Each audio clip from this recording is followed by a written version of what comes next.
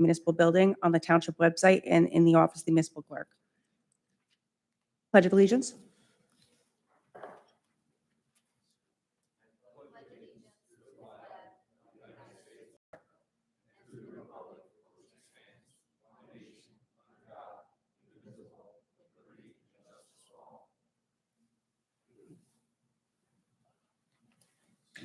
We'll begin with a roll call.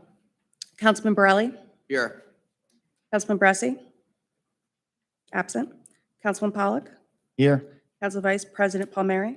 Present. Council President Bernstein? Here.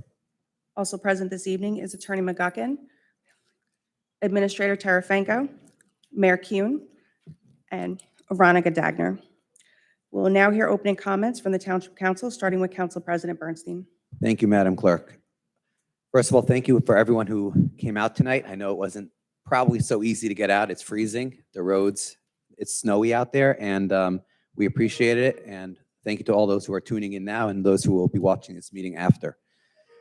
I really want to focus tonight on, which I'm sure will come up multiple times tonight, on our recent storms cleanup. I had the opportunity in working together with Mayor Kuhn and administration and my colleagues here on council, and I had a intimate knowledge on the storm cleanup, and a special thank you. We had a very big storm in a very short period of time. On Thursday of last week, Jackson OEM met here in this room. It was the largest OEM meeting that I think has probably ever occurred in Jackson, about 40 or 50 people here. We had members of our OEM team. We had the mayor here, myself on behalf of council, together with members of the Jackson PD, Jackson EMS, the MUA, the Jackson Board of Ed, CERT, Red Cross, Hatzalah, Chaverim, and I'm sure there are other organizations that I'm probably missing. But a big, big thank you to all those who helped prepare for the storm before, and obviously Jackson DPW was there. A special thank you to all those who helped prepare for the storm before the storm. And then and that was on Thursday evening. Friday, our DPW team was out brining our roads before the storm. And I think Saturday, I think they try to get as much sleep as possible. Sunday morning, our DPW members started coming in around 2 a.m. And they were out on the roads, salting and pre-treating the roads. By 6 a.m., when it started snowing, we had a record number of DPW members who showed up for this storm, together with our private contractors, and a very big kudos. It's a lot of work clearing roads, and looking at some of our surrounding towns, I think Jackson, and this is the feedback I've gotten from many residents who live in Jackson and work in other towns or vice versa. We got many, many emails. A special kudos to Mayor Kuhn and the entire administration team for working together with DPW and doing a phenomenal job. It's hard to remove snow. Not everyone's going to always be 100% happy, but I think overall we could rate our employees and our response as a superb job. I also want to just acknowledge the back office team that not everyone always sees. You see the guys and girls on the road, but sometimes you don't see those who are answering the phone and managing behind. We had people there last night until I think around 7 o'clock. We had people there all day today, fielding calls, fielding answer, or trying their best to get the response out there. And I don't want to mention any specific names, but really to everyone in that entire building, everyone in this building for working together on behalf of our township, making sure that our roads were safe.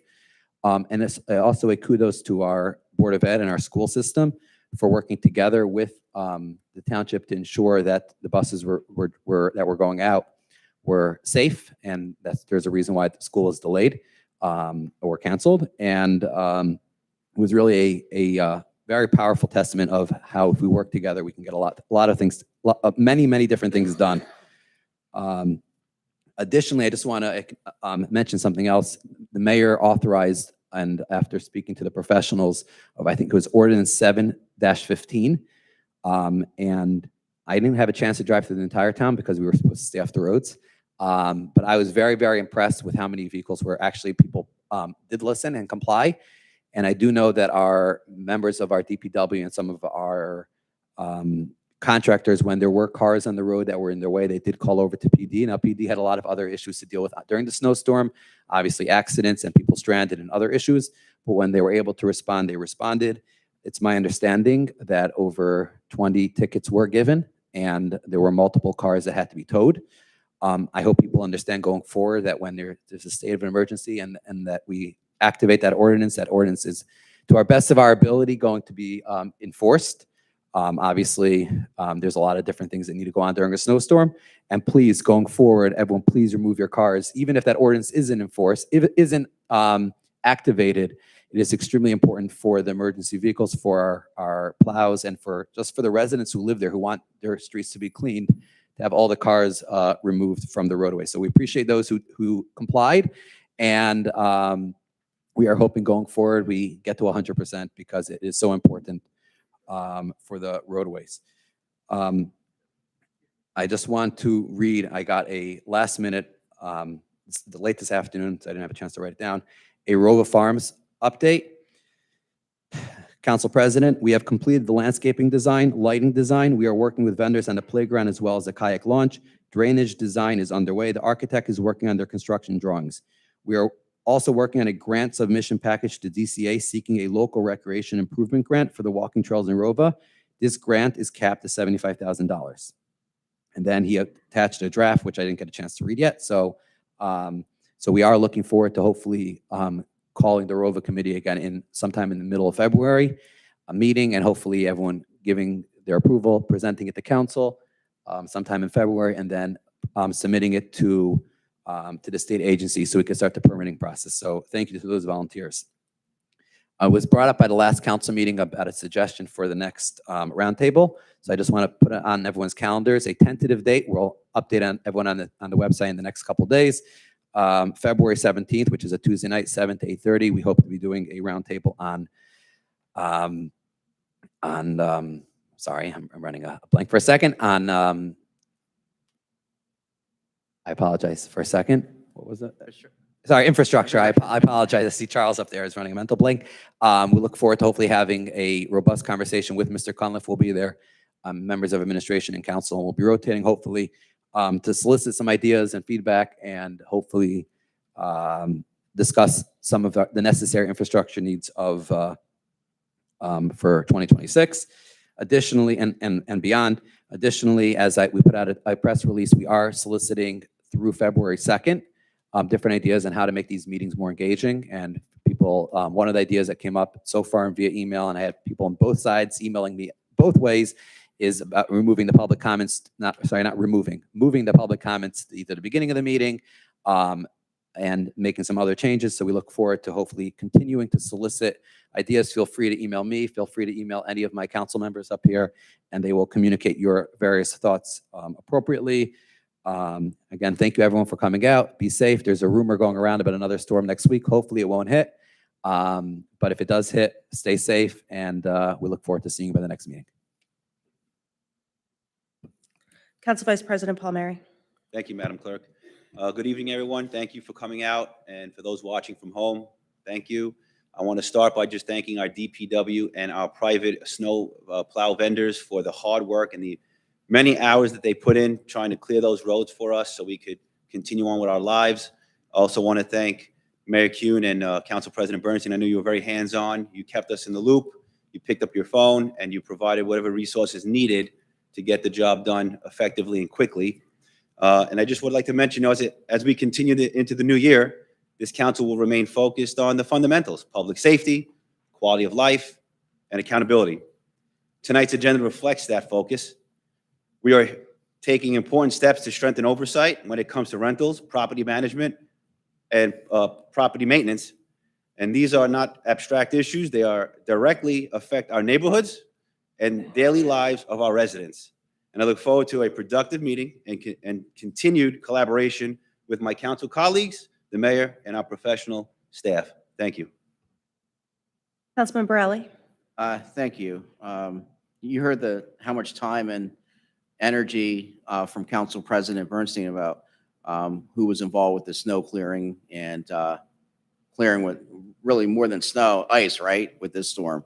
So, and we were in constant communication in bringing up any issues to the mayor and council president to take care of, and for our professionals to take care of that are working, on clearing during the snowstorm, and they were addressed. So communication is key, and that was definitely done during the storm. So I also want to thank a big thank you to our township's DPW, county officials, private contractors, and everyone else involved for their hard work and efforts in the cleanup after the snow and ice storm that came through.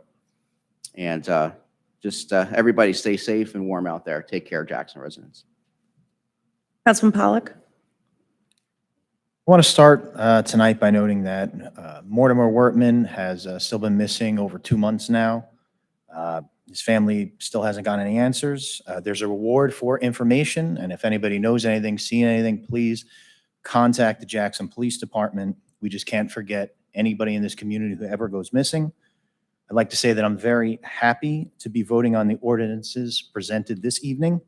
These are issues I campaigned on, and I'm glad to be taking action on them tonight. Like I said repeatedly, I will work with this council when I believe we're doing the right thing, and I will fight with them when I believe it's the wrong thing. And that's what I was elected to do. I'll speak more about these ordinances as I cast my vote tonight. Thank you. Madam Clerk, before we move on to next, there's one comment that I forgot to say that I just wanted to add. This week it became public that our superintendent from our school district is retiring. I know it will be mentioned by future meetings as it gets closer to retirement, but I just wanted to, on behalf of the entire council, thank Ms. Permilli for her service to the Jackson School District, both the public and private schools. She's been a true advocate for all students here in Jackson. She will be missed. She has done her part in ensuring that there's communication between administration and council and the Board of Ed, which in the past didn't always exist. So having like I said before, the various forums and the various entities in town working together is so important for the welfare of all of our residents. So I just want to take a moment and thank her. She's still here for another 6 months as the superintendent, and I'm sure Council Vice President will talk about it closer to her actual retirement. But I know that information was out there, and I felt it was important to address it. So congratulations on your retirement, well-deserved retirement, Ms. Permilli, or planned well-deserved retirement, and your service to Jackson will not go unrecognized and unnoticed. So thank you. The next item on tonight's agenda is comments by Honorable Mayor Kuhn. Thank you, Madam Clerk. Good evening, everyone. So I did want to, the council president pretty much said it very well tonight with his opening comments pertaining to the storm. Boots on the ground is what we were. We were there with the DPW. We had over 40 DPW men and women come in, 3 clerical staff, and one of the clerks actually stayed overnight just to man the phones, just to take care of and take calls. We created a spreadsheet.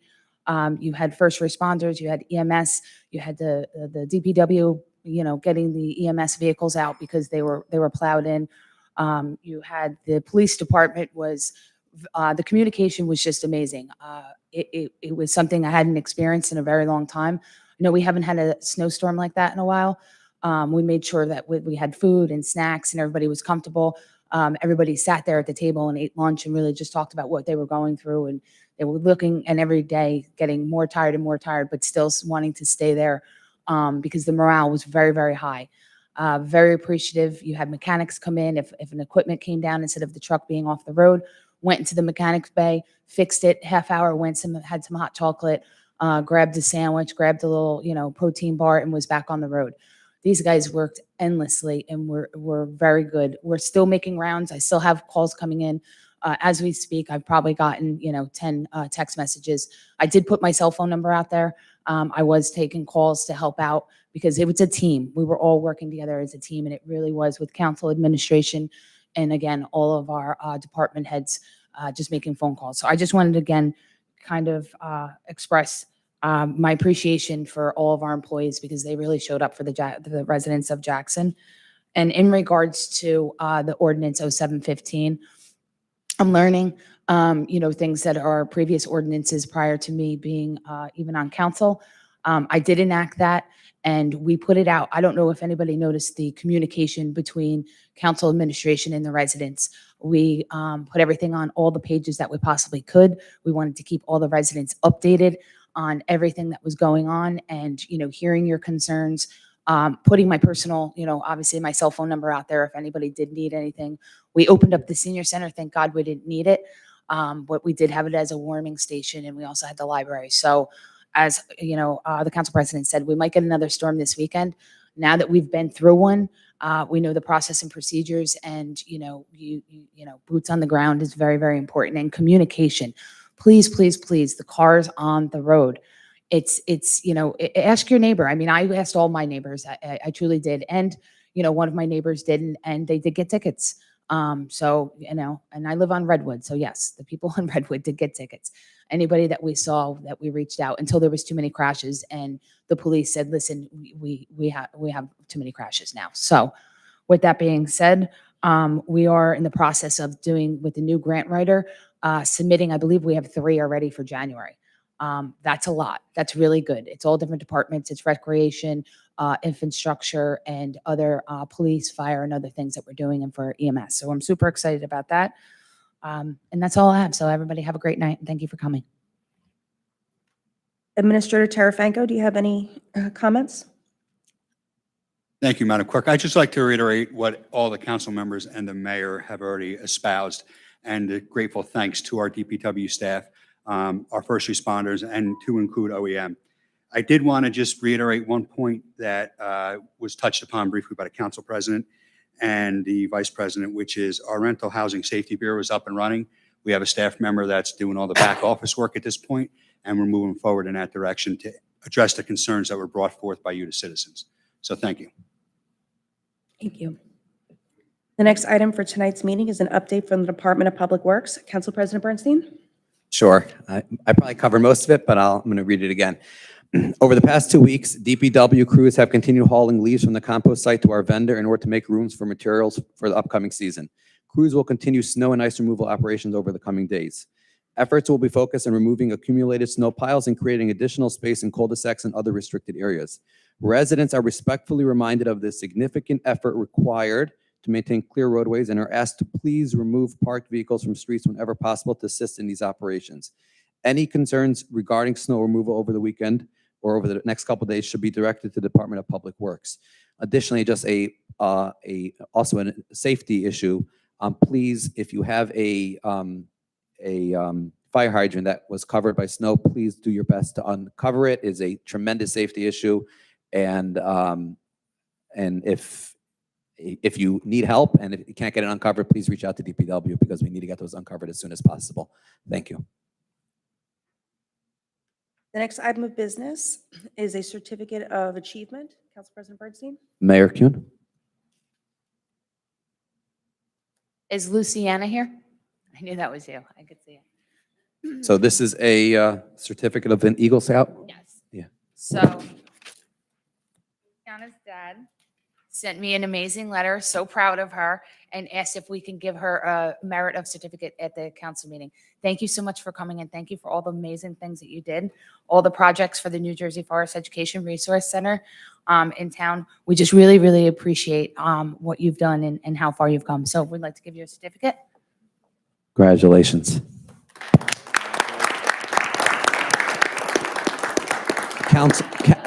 Council, if you can join for a picture for a second.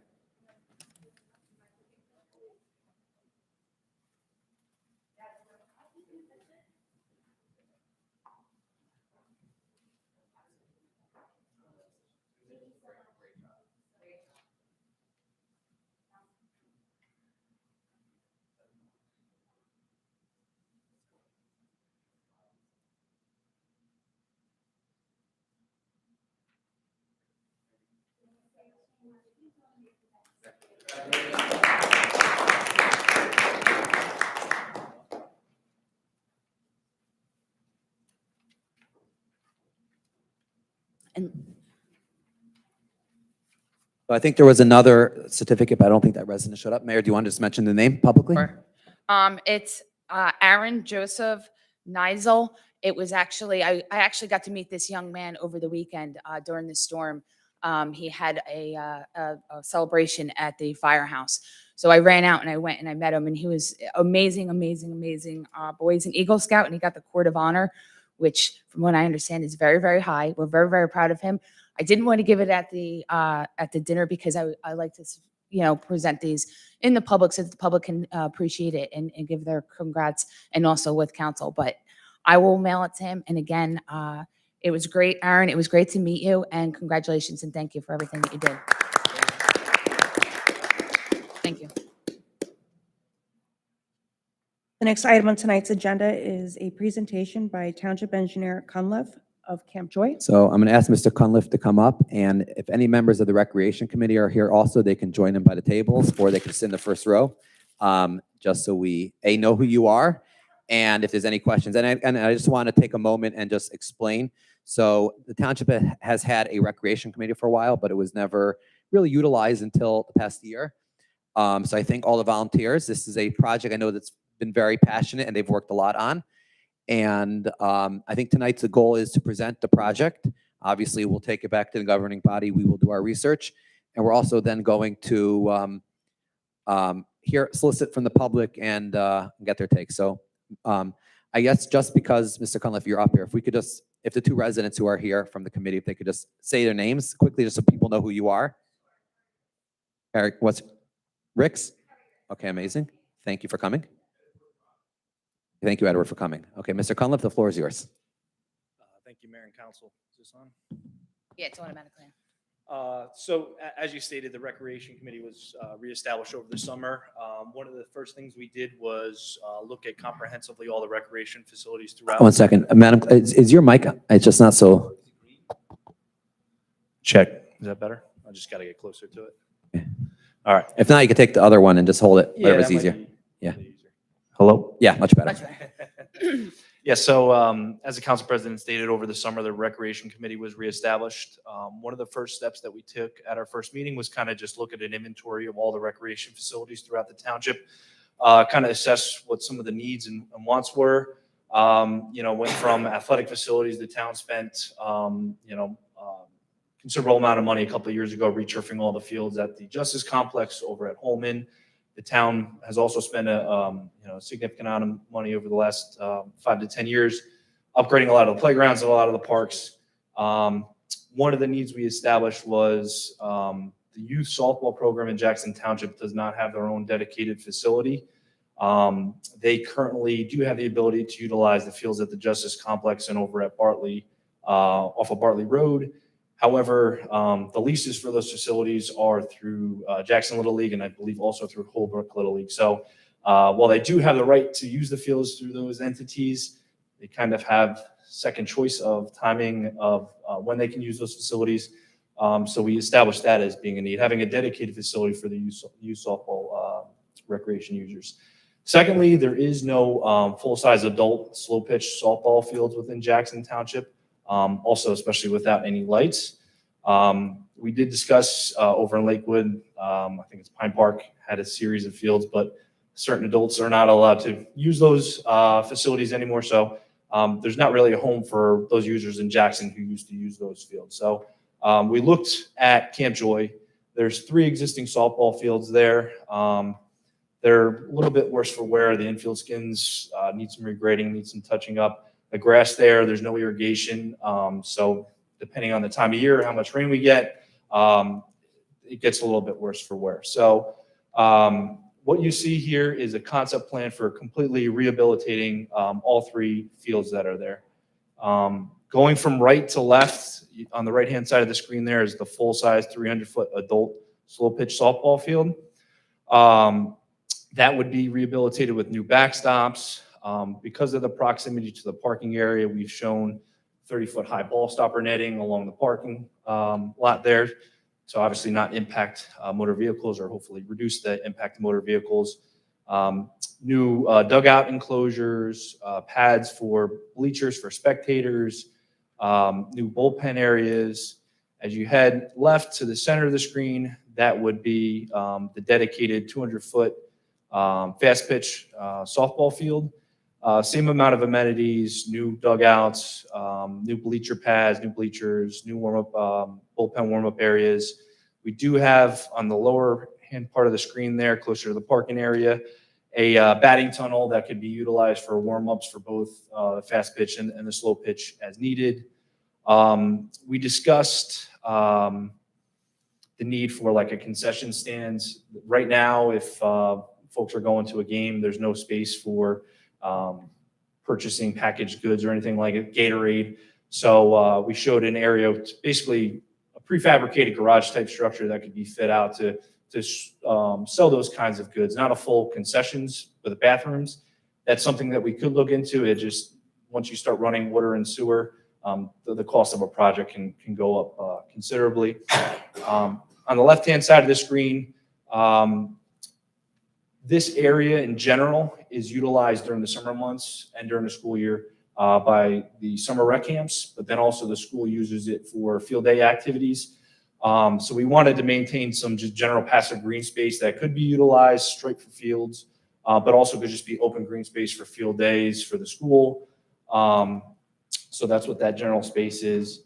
Around the perimeter of the park, there is currently, other than sidewalk along the parking area, there is no like type of recreation path or trail. So we've shown a half-mile loop around the perimeter of all the fields that could be used for recreation, walking, running. We've kind of showed some locations of benches around there for, if you're going on a walk and you want to sit down and just enjoy the day, you can do that. The path could be striped with mileage markers. We could put signs up there just so that way folks can keep track of what they're doing. As you head to the top part of the screen, there's like a red rectangle. One of the things we discussed is if we're going to be having youth sports activities here, there's not really any space in between games for them to congregate if they want to, have a team get together for, foods after the game or something like that. During the summer camp, there's not really a home for them to sit under a shaded area. We've shown a rectangular pavilion structure with a number of picnic benches, also with a flagpole, obviously, because of the sports. And then just some stormwater management infrastructure. This is going to be a major development if this project were to move forward. So there's going to need to be stormwater basins and drainage throughout the fields and around the perimeter. And then obviously one of the big ticket items and costs with any of these types of projects are sports field lighting. For this type of project, you're looking around $750,000 to light both of the fields. As I said, right now, the youth softball, they kind of have second choice on these other facilities. We have other fields throughout town, but none of them have lights. So there's an impetus for a need for lights. Kristen, if you don't mind pulling up so this just kind of gives you a flavor from what we were kind of anticipating. We can do a steel rectangular prefabricated pavilion. You go to the next picture, Kristen. This is just a glue laminated. We can do kind of whatever the town desires as far as the aesthetic, what fits more the rural character of Jackson. If you keep going, and then as far as the amenities, everything has a price point. Everything has a cost associated to it. We can do as simple as just doing a chain link dugout. We can do hard roofed enclosures for when you have inclement weather. It keeps going down. There's other options with just shade canopy, which, reduces some of the heat impacts. Some more permanent, substantial infrastructure with actual walls on the sides. This is ones we did up in Brookdale Community College. This is actually a precast dugout that precast at a plant and delivered to the site. Same project, backstops. We can go 30-foot high. We can, if you go to the next page, we can have them with a canopy overhang to minimize impact of balls going into the parking area. If you can keep going, Christian. This example of the ball stopper netting to stop, balls obviously going off. Bleachers. So one of the impacts is right now, there's not really ADA accessibility to any of the facilities there. So we upgrade the parking area to make it ADA accessible. We make sure all the walkways are within tolerances for ADA. Any spectator areas would have spaces for wheelchair folks to be able to sit next to their family members. It just gives a flavor for some of the amenities, powder coated, all from the factory. There's different price points. We can look at different options. Right now at a lot of the facilities, there's not really any storage for a lot of these recreation users. So either things are all over the place or they're strung in the back of someone's car. So when we did the turf fields a couple years ago over at the Justice Complex, we put in prefabricated garages with a roll-up door. Gives the users the ability to kind of store whatever they need to, lock it up, and not have to worry about it walking away if someone else is using the facilities. Example of the batting tunnels. If you can keep going. And one of the big, I know with any of the sports fields projects is lighting. What I can tell you in the last 15 years, the technology with the lighting with LED has advanced significantly. The stuff from the 70s, 80s, must go with The metal halide with the glow, that's thing of the past. Everything is manufactured in the plant, pre-aimed, has the downward cutoff shields, and this kind of just shows you on the left-hand side, with the LED on the right is the older technology that no longer, that we try not to install those type of infrastructure any longer. It just kind of gives you an overall looking out. You don't see that glow beyond just the limits of the field. I know there is residential properties to the south of this, so that's why I'm bringing this up. I'm expecting there might be some questions from the residents that live there. And this is just to give you, we did a very similar type of project for Brookdale Community College within the last 5 years, where we kind of rehabilitated their baseball and their softball field here. I'll just say these are college facilities, so some of the things that we implemented there have a different price point than what we would do maybe for a recreational municipal user. I just wanted to show you some examples of what we've done, for other clients that we work with. So with that, if there's any questions of the council and the public. Sure. So I want to start off and then we'll turn it over to my colleagues and council. So my first question is, would there be any outside agencies, assuming, I'm going to leave the money out for a second. We'll get there in a second. Would there be any besides for Jackson Township? I know in other parts of town, there's other environmentally sensitive constraints. What are the constraints that this property has? Yes, so along the west side of the property abutting South Prospect, there is some woods that have met wetlands. So if this were to move forward to a project, we would investigate that. It's likely if it is wetlands, it could be isolated wetlands, which there are permits you can get for filling that. We're not showing any disturbance to those areas right now, but it's something we would investigate. As far as the township's ordinance, we would have to comply with the stormwater control ordinance with the municipality. It would be a major development, so that's why we've shown infrastructure on that concept plan. And then obviously Ocean County Soils, there would need to be a permit for that because it is a considerable amount of soil disturbance. Okay. And then I guess the next big question is, I know this is very early in the process. What would be the ballpark, financial ballpark for such a project? So what we've given you or shown on this concept plan with the estimate is basically everything that you could need that would be State of the art, the yeah. Cadillac, right? Yeah, state of the art, yeah. If you're going to rehabilitate these fields, you're going to want to sod them with sports sodding. Tuckahoe Turf Farms down in South Jersey, they provide the turf for a lot of the MLB and the football facilities. That's where you would go get your turf or returf in these fields. You could save some money by seeding that, but if you seed it, you're going to basically lose one full season to let the grass establish before you can play. With the sports sodding, you can play like 4 to 6 weeks afterwards. But to go back to your question, you're looking in the order of probably $4 to $5 million. So it is a significant project. What I would say is any type of project to scale with any client that we work with, you can look at phasing these type of projects. You can look at doing alternate bids, to see where the price points are, to see if you have the funds to do everything all at once. The sports lighting, if that's something that is concerning to, the residential neighbors to the south, you could set it up with laying all the groundwork, the conduit, pole boxes to allow for future expansion, to put the lighting in and, have it for future use. Like I said, this is the Cadillac. There's certain things we can look at to reduce price if that's something that the council wants to do.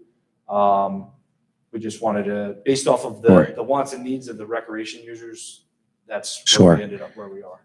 Fine. So just for the public's, information, then I'll turn the floor over to my colleagues and council, is that we're going to, hopefully in the next day or two, we will take all these presentations and we are going to obviously put them out for the public to see. And there's a breakdown here of all the various expenses. You're not going to see this on the agenda for the next meeting. This is obviously just the Recreation Committee obviously put a lot of time, effort, and energy into this. We wanted to present it to the public and get some feedback over the next, I would say, month or two. And then, collectively as a council come back and make an informed decision if we move forward at all, if we are doing this in piecemeal, and obviously all the various things. But I do have to give a special thank you. I know how many times you guys met and the hard work, and I know how passionate recreation is to the members of the Recreation Committee. And I definitely see a need for some upgraded fields in town. The only thing I think you didn't address, I'm just looking, not only thing, but one of the things you didn't address is you put in a veterans. Yeah, so I just want to address that for a second. Yeah. I updated this estimate today, and I did not get a chance to send it to Christian. So originally, we've done those type of veterans plazas in other municipalities. There is one over on Jackson Mills that already exists, so we kind of felt it was duplicative. Not to say that our veterans aren't important, Right. But so the concept plan was revised to show a shaded pavilion with picnic benches to serve the recreation users. And I can circulate that updated estimate with those costs. And then I will say with the lighting too that we have in this estimate, it's a little bit high. We've worked with the vendor Musco, and they've actually given us more detailed and precise budgetary pricing based off of the field layouts. Now, last of my questions for now. You mentioned before that there are similar types of fields in Lakewood, and residents no longer are able to use it. I know it's not really your field. Is that just?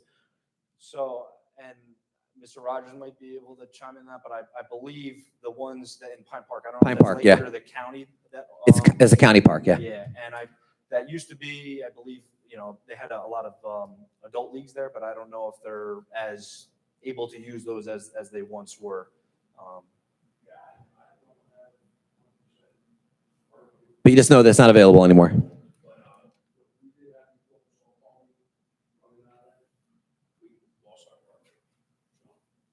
Okay, I'm just curious, yeah. Okay, it's a county park, so I don't mind reaching out to the county. I'm just curious the background over there, but that's it. Anyone else from council? Any questions? I guess, I don't know what the demand is for softball out here.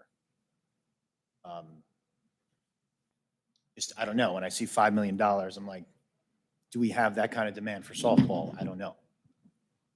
I can tell you that we have a demand for softball. My daughter played and I came to the council, so I want to thank the mayor. She heard us out and she created the recreational committee. I can tell you that you have quite a lot of girls that live in Jackson that play softball. And unfortunately, over the past few years have had to leave Jackson. And then now we're playing for other towns. I would love to bring the girls back to Jackson and play in Jackson. If you look at the high school team, there's plenty of girls there. If you look at the middle school team, there's plenty of girls there that are playing softball. But unfortunately, we have experienced a lot of inequity, I guess we would say, in the scheduling of softball fields. There are 2 at Bartley and there's 1 at Justice. Unfortunately, the girls in Jackson have not been successful with scheduling. We've been left in the dark, and I think that's why the lights were so important. So I do think that there is a need for the softball. Yes, I do understand it is a lot of money. Maybe we can cut down on the price point figures somehow, but there is a need, and I'd love to bring the girls back to Jackson.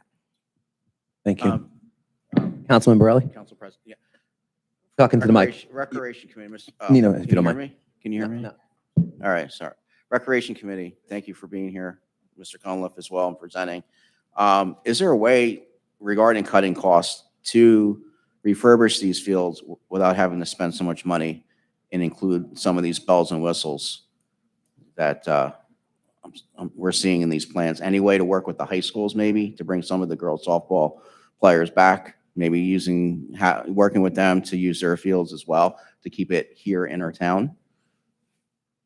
Certainly, there's discussions that the township could have with the Board of Ed about sharing facilities. Regarding Camp Joy specifically and the township's overview of that,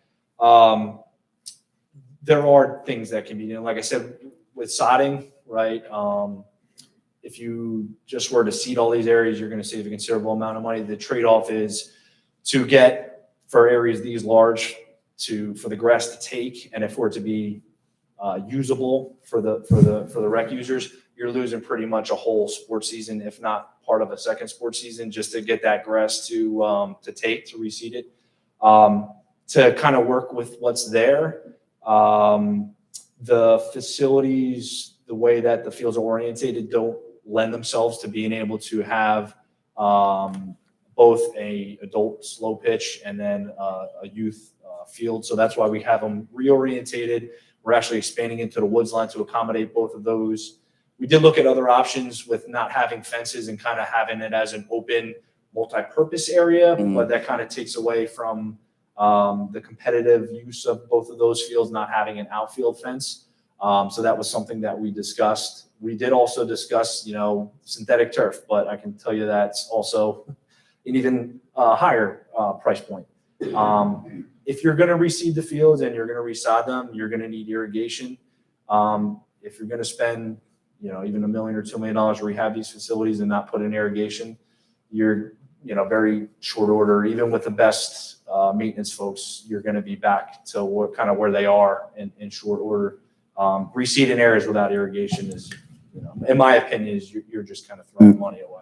Nina, if I could just add, are there grants? I mean, I know we're big in grants now, Mr. Cunliffe, that you think we could hopefully tap into to help So defray some of the costs? certainly, the Green Acres program has a grant application every year. I don't know what the township status of their 2026 application, but if this is something that the town wanted to move forward with like design and that, there is another funding cycle for 2027. That opens up, I want to say, in December of next year. I think for this year to go for grant money, we're kind of.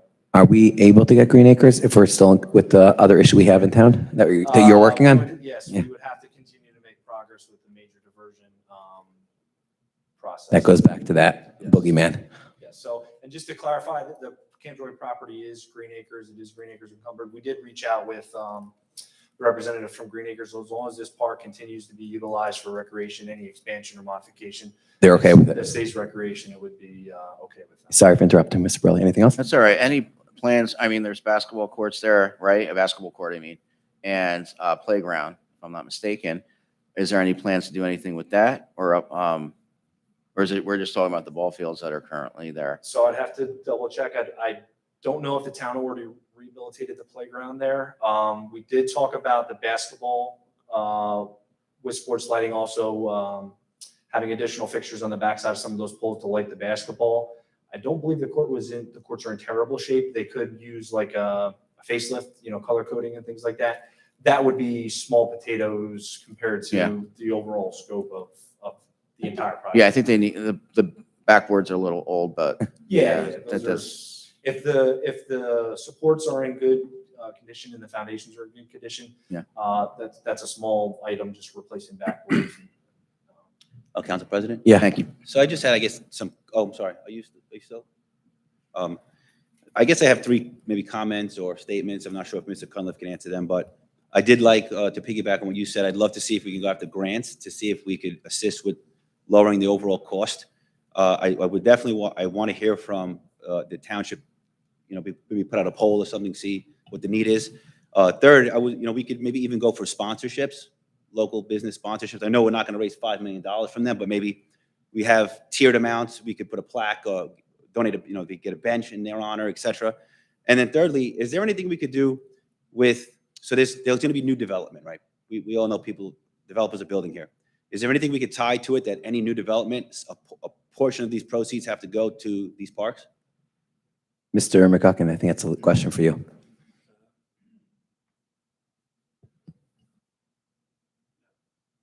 No, you cannot put such a limitation on individuals' right to develop property. We could go to developers for sponsorships, but Right. So I know we mentioned Pine Park quite a few times. So they're not allowing softball playing there. Is that what we're saying? Okay. so I'm going to, That's county Yeah. park, correct? Who do we got to speak to? what? Is the next question. Who do we have to speak to? So the from county commissioners, there's a liaison to the parks. It used to be Commissioner Haynes. I'm not sure who in this year is. So I'll find out tomorrow. That's my goal. Yeah, I wrote that I'll down. inquire with the county as well. Sure. And just to go back to Council Vice President's comment about the benches. So we had done projects in other towns where we would put in the pad and then the town would establish some kind of dedication, either through plaques or benches, where residents could dedicate a bench. And then DPW would then, purchase and install those types of infrastructure. Even with the picnic benches and the bleachers, it's certainly cleaner if you were to include that in a publicly bid project, but the township can realize some cost savings if The town bought those directly through like the state co-op, and then DPW were to install those things. So there's definitely cost saving measures, and, we realize that it is the scope of the project is, the cost is commensurate with the scope of the project. Council President? Sure. I know that Patriots County Park on Bowman Road, their town, they have softball there, but I don't know if it's utilized or Sure. looked at, So- or has been looked at. So I actually could respond to that for a second. I went there with Commissioner Haynes about a year ago. There are major issues with the water drainage over there, and the county is, at that point, it wasn't in their scope. They put money into the playground there. And at this point, the decision was, and we can revisit it with the county also, at this point, their decision was to leave it as a current dirt fields, which means every time it rains, it takes about a week before those parks can even be used again. And anytime I've been out there, there's generally been puddles and other issues. But yes, that is something we could discuss with them again. Yes, and to that point with the drainage, right? So one of the things, resodding and regrading the fields gives the opportunity to is to improve the drainage, the overland. But right now, everything kind of just sheet flows over land to the parking area. Anytime you have a long distance for water to flow over grass, every depression that water has a chance to sit in, and then you have, use the field, and it creates potholes, and it kind of just has a compounding effect. So regrading the fields, we would try to make sure that things are optimized to get water off into the perimeter of the field, so that way, after a storm event, you're not having to wait 2 or 3 days to utilize those facilities. You can get on them a little bit sooner. So I want to thank Mr. Cunliffe and the members of the Recreation Committee who were able to come out tonight. The council, just for the public, this was the next step in the process. We obviously, now the council will take it back and discuss and solicit feedback from the general public. And obviously, there will be modifications to the plans. I'm sure this is, like I said, the Cadillac. It's the first step. I think the project is gorgeous. I wish we had all the money to build projects like this, but I think that's where we're going to go back, discuss it with the residents of Jackson, find maybe a way to solicit more public feedback, go back to the Recreation Committee, giving them that input, and hopefully do something. And we will definitely be in touch with Mr. Cunliffe and the committee. I appreciate you guys coming in. And the public should know before anything final does come to be voted on, it will be a public vote. And obviously, everyone will then have an opportunity to speak publicly. But in the meantime, for anyone who's here or anyone who's watching, please feel free to reach out to myself or any members of the council. Feel free to reach out to Mayor Kuhn and the business administrator, and they will pass along the information to the Recreation Committee. The Recreation Committee members' names should be, I think, on the website somewhere. If not, we'll get it up there tomorrow. Anyone, they're regular residents throughout Jackson. You can reach out to any of them. These are the two who were able to come tonight, but they're regular residents. Reach out to them. Give your input, and let's use this as an opportunity to hopefully regroup in the near future to start the next process of making another state-of-the-art park here in Jackson. So thank you, both of you. Thank you, Mr. Cunliffe. And I think, Mr. Cunliffe, you don't go too far because you're up next. Thank you.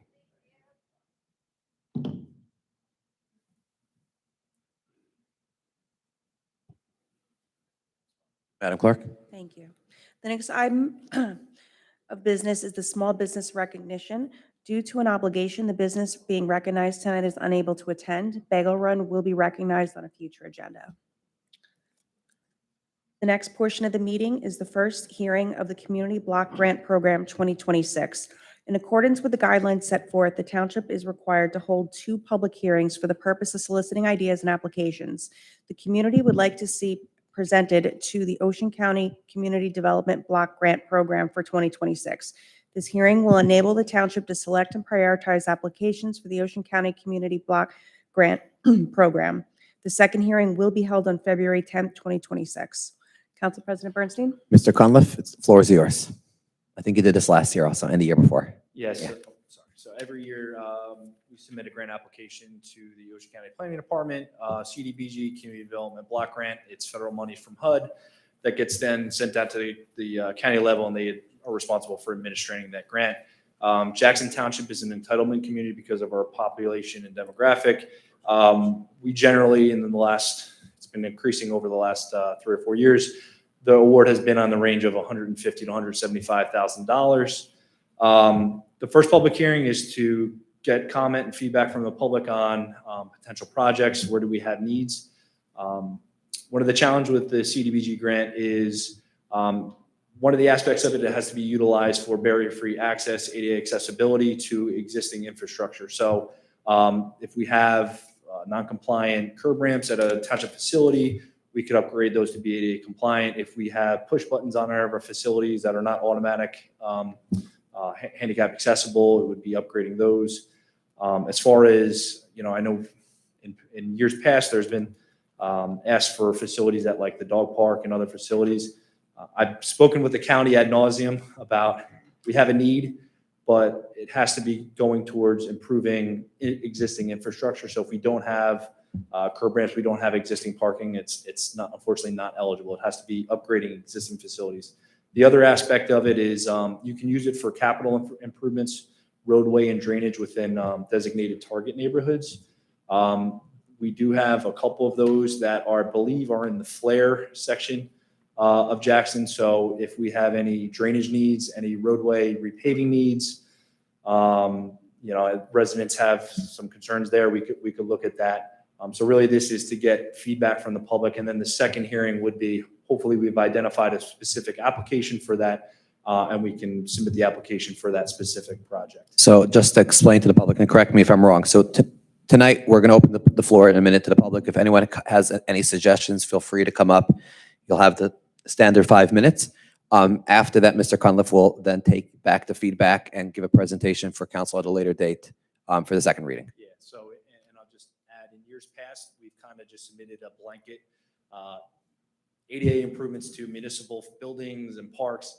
From the federal level, the county has been getting more pressure on being more specific on the project because they want to see timeliness and funds being spent. So that's why we're being a little bit more, let's identify a specific project with this year's grant application. Sure. Thank you. So I guess you can sit down. And Madam Clerk, if we could open the floor to the public.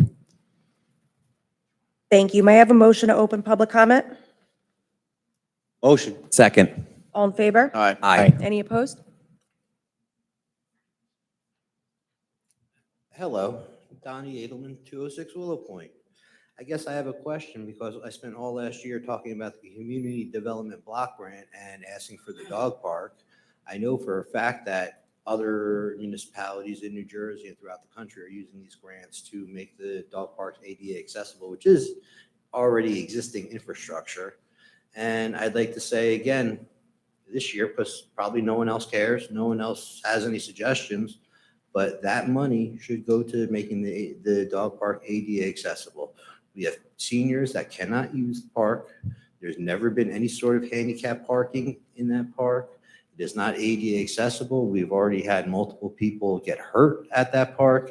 And to sit there and say, it's just a little bit too much work, or we're not really sure how to do it. It's already been done.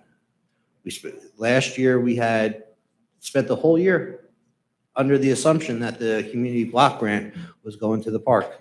What happened? I asked the council this several times, and as far as we knew, you can go back and you could sit there and look at the recordings. As far as we knew, that money was going towards the park. Now it's not. What happened? Why? Them saying that, they're not really sure about it. It's already existing infrastructure. We're not talking about building a new park in this particular stretch. But I guess now we're going to have 2 years where we're going to ask for money for the dog park to make it ADA accessible so that maybe the old people don't break their hips when they're there. Maybe when it does snow, that people have the ability to get there and have a place to go because they have a snow day. It's not like we didn't ask for an entire year. Thank you. Thank you. Mr. Collins, before you respond, I want to see if anyone else from the public has any other input on this grant, and then we'll close and let Mr. Cunliffe respond. Thank you. Yeah, real quick. Carlos Martins, Jackson. I'm here as a resident. So I heard that we can use it to improve drainage on streets, right? Because I know that we've complained, there's been multiple times here that people come up with specific issues where they're on the roads, the drainage is not as well, and I think we were going to spend some money.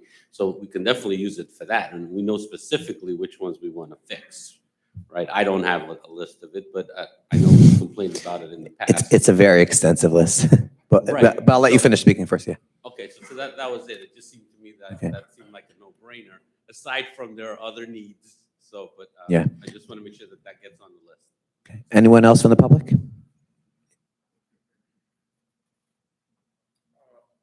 Jim Sapio, 387 South Stone Tower Road. A question on the recreation fields. This is a hearing just on this, this grant. We'll open the public comment at the end of the meeting.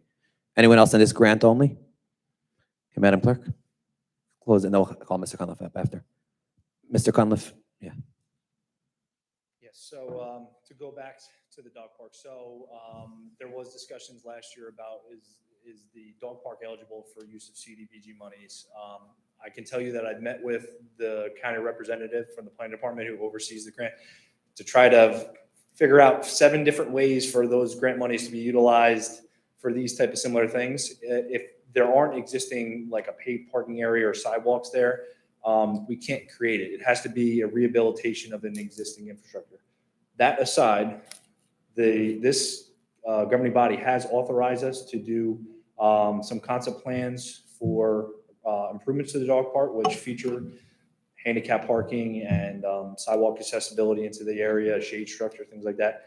I can tell you today we had a pre-application meeting with DEP Bureau of Solid Waste. Without getting into too much specifics, Johnson Park at some point in the past was a landfill, and whether that was formally closed with Bureau of Solid Waste is unclear. And the redevelopment or any development on the park, there are certain restrictions on what can be done to the park until it is formally closed with Bureau of Solid Waste. So that is what is holding up some of those. There's challenges with it. Solid Waste in the past had been more lenient with some of the things that they would let go on in the park. Administration's changed, personnel's changed, and the folks that are in solid waste now have a different how they look at things.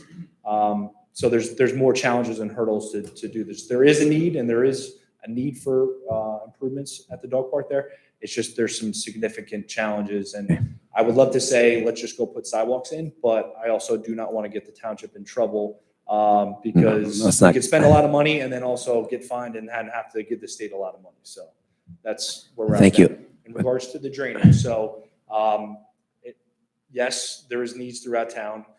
To utilize it for paving or drainage, it has to be within one of the designated target neighborhoods. It has a certain percentage of low and moderate income houses.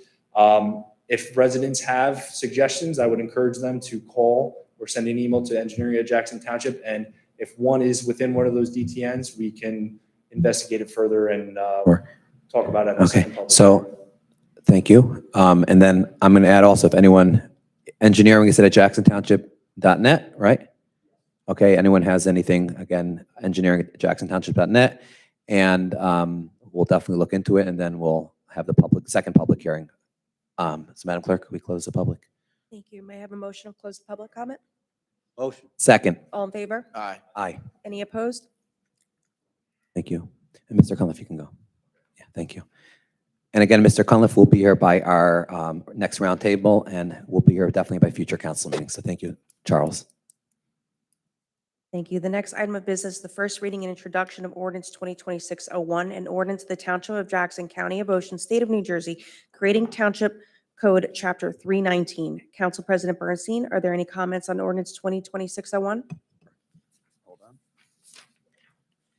Thank you, Madam Clerk. This ordinance creates a new chapter of the Township Code requiring all property managers who manage residential or commercial rental properties in Jackson Township to register annually with the Township Clerk. It establishes clear definitions, requires property managers to hold and maintain a valid New Jersey real estate license, and outlines the information that must be provided as part of registration, including contact details and a list of managed properties. The ordinance also sets a registration fee and penalties for noncompliance. The intent is to improve accountability, ensure compliance with the state law, and better protect tenants, property owners, and general welfare of all Jackson Township residents. And again, I just want to take a moment and thank, obviously, Attorney McGuckin, who we came to the roundtable, and this was definitely something which was brought up. But even before the roundtable, my colleagues on council, I had an opportunity in meeting with Councilman Pollack, discussing with my colleagues, Council Vice President, and the rest of my colleagues. And I think this is a collaborative effort to find another way to making sure that people are following the state law, that they're licensed property managers, which is already the law, but ensuring that if someone is a non-licensed property manager, that he'll be held accountable. So that's the summary. Thank you. May I have a motion to approve ordinance 2026-01 on first reading and introduction?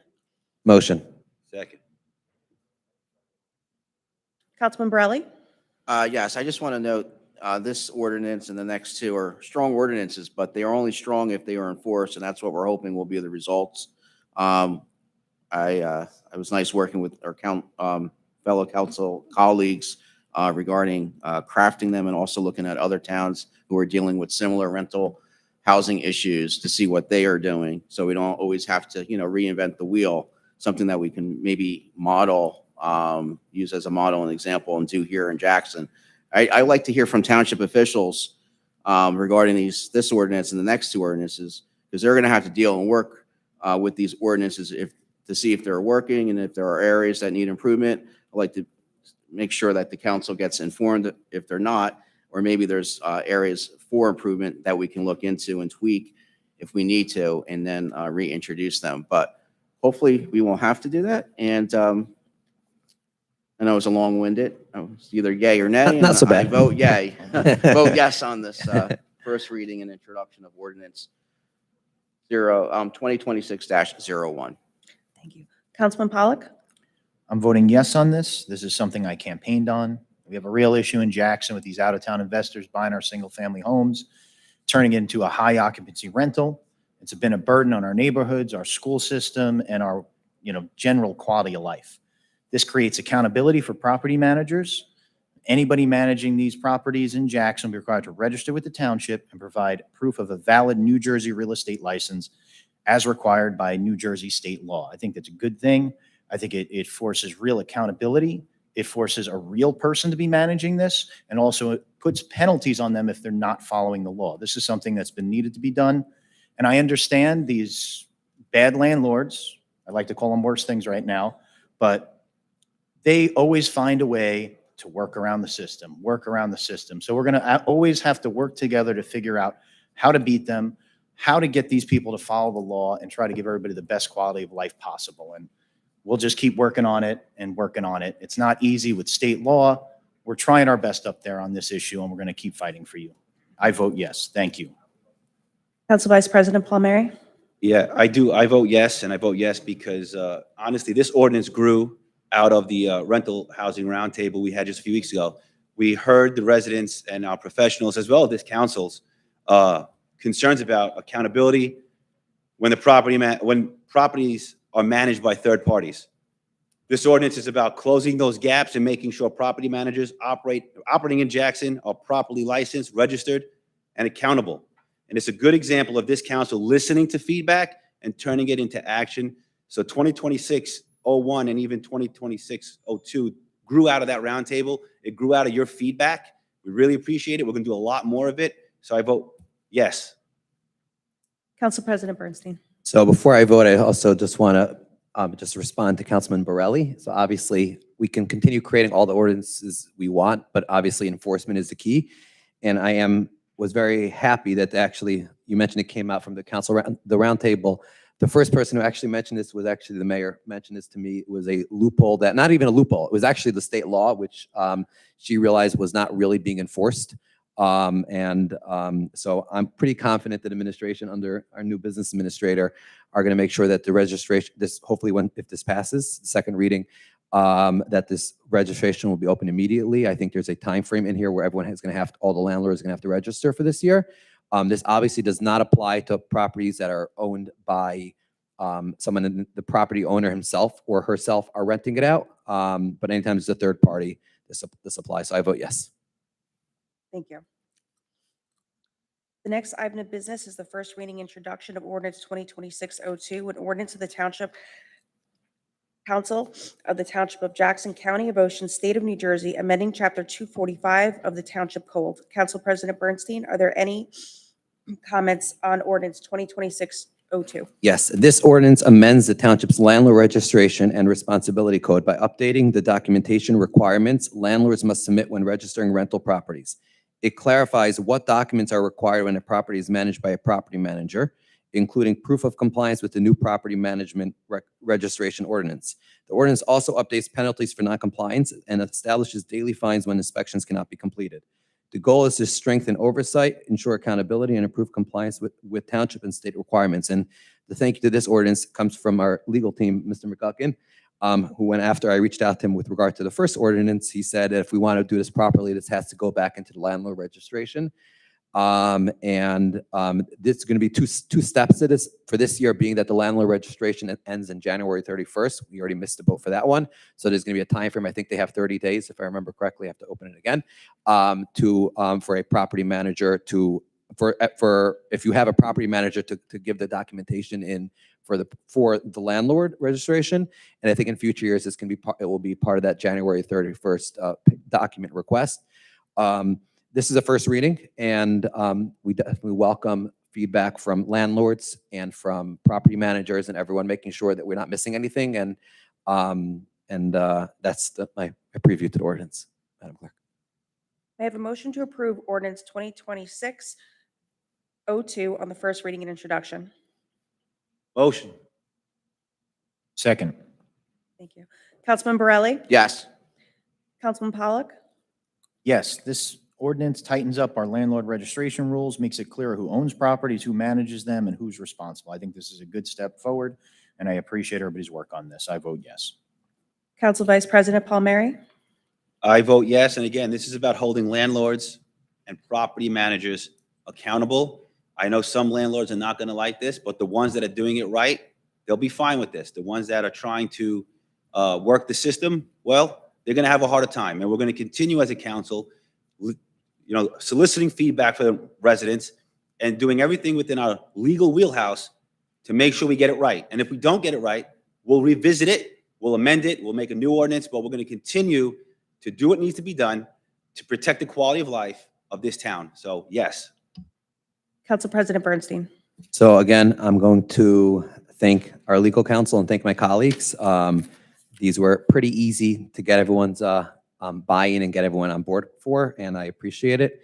I vote yes, and I could definitely say that, echoing what Vice President Palmieri just said, there are definitely going to be landlords which aren't happy, and unfortunately, we committed as a council. This is going to be something we're going to continue to try to tackle in 2026. So I am happy to see it here, and again, we continue to welcome feedback on all these issues going forward. So yes. Thank you. Motion carries. The next item of business is the first reading and introduction of ordinance 2026-03, amending and supplementing Chapter 244 of the Township Code of the Township of Jackson entitled Land Use and Development Regulation as to amend 244-164 entitled Property Maintenance. Council President Bernstein, are there any comments on ordinance 2026-03? Sure. So first I have my written comments and I have something to add. So this ordinance amends the township's property maintenance standards to clarify maintenance responsibilities for property owners, tenants, and other responsible parties. It strengthens requirements related to upkeep of parking areas, sidewalks, landscaping, lighting, refuse storage, and overall site conditions. The ordinance also establishes a notice and opportunity to cure process and updates the penalty structures for violations with escalating fines for repeat offenses. The intent of this ordinance is to improve property conditions, enhance public safety, and ensure consistent enforcement throughout the township. And just from added off of what Council Vice President said by the last one, this council we committed last year, and we're going to continue that way. We're going to continuously review when we do things and making sure that we are heading in the right direction. So last year, I helped author an ordinance that a property maintenance ordinance, and as I committed last year, we were going to review it by the end of the year, which we did. And this is raising the fees back to where they were on property maintenance. And this is something that I had a constant communication with Andy Cheney from Code Enforcement, with my colleagues here on council, and I'm happy to see it back on the agenda, and that's the background to it. May I have a motion to approve ordinance 2026-03 on first reading and introduction? Motion. Second. Councilman Borelli? Council President, if I may ask, Sure. how do we make sure, like, just for the, for public's information, for the residents who we represent, how do we make sure that we have something in place that residents are following these laws? like, for example, property managers, landlords. So they're not like, caught off guard that, hey, we passed these laws, they're in place now, and they're informed that, they need So to the law is abide not, by them. I just want to explain, the law is not changing. They still have to, they've always had to maintain their properties. Okay. It's the penalties that are changing. The penalties are increasing if this passes for a second reading. So how do we ever notify people when there's a ordinance that passes? I think generally there's notifications that we put in the various publications. The township has been doing, I think, a great job in the past couple of weeks of putting out press releases, and we're going to continue using all those forums so people are aware of when we pass something. This ordinance, people had an obligation to keep their properties neat yesterday. They'll have an obligation to keep their properties neat tomorrow. This is strengthening the fees and the penalties. So maybe instead of someone getting that I think it was $100 ticket if they left trash in their property, now they're going to be going back to getting that $500 ticket, and then they're going to end up in court quicker than it was in the past year. So obviously, how do we let people know? By having public meetings, by asking everyone who's here, asking everyone who's not here to please let your neighbors know that this is something the township's doing. And I know we have various media outlets that follow meetings, and we'll be putting out the various information to the public. So, May I add something? sure. And if you're referring to Councilman Burley, ordinance 2026-01 or 2026-02, I believe in the ordinance, it's not like we pass it and then next day they get a fine. It's a 30-day grace period Right. for folks for those landlords and property managers to have that time to, know that this is coming. So it's a 30-day grace period before it goes into effect for them to get it right. My hope is that we have enough staff to be able to enforce these So ordinances the that first we're passing. so the first ordinance, We got teeth in them, and Sure. let's follow through on sure. So the third ordinance, residents. the third ordinance is the existing code enforcement. This is something they already enforce. It's something they spend a lot of time on. So we're hoping that by increasing the fines, actually they'll be less busy now. That's obviously one goal. With regard to the first two ordinances, this is a new registration list. I did discuss it with our clerk, and she felt pretty confident that her team could maintain this list. Obviously, if that becomes an issue, we know there's open communication with the clerk, and she will notify us, and then we would have to amend it accordingly. But we did consult with the first two ordinances with the clerk's office because it falls under their jurisdiction, and the third one with Mr. Cheney, and they all felt pretty confident that things could be enforced. So from their end. Thank you. Councilman Borelli. Yes. Councilman Pollock. I take a little issue with this ordinance, not really in a bad way. We did lower these fees last year. And I remember kind of going to war with this council a little bit over some of these issues, and so did some other people in some other residents. Kind of funny what happens after an election, but I am very glad we're moving in the right direction now. This is about quality of life. People move here because it's a beautiful place to live. They don't want to see properties not maintained. And we see a lot of these issues coming out of these out-of-town investors renting out these properties to a bunch of unrelated people.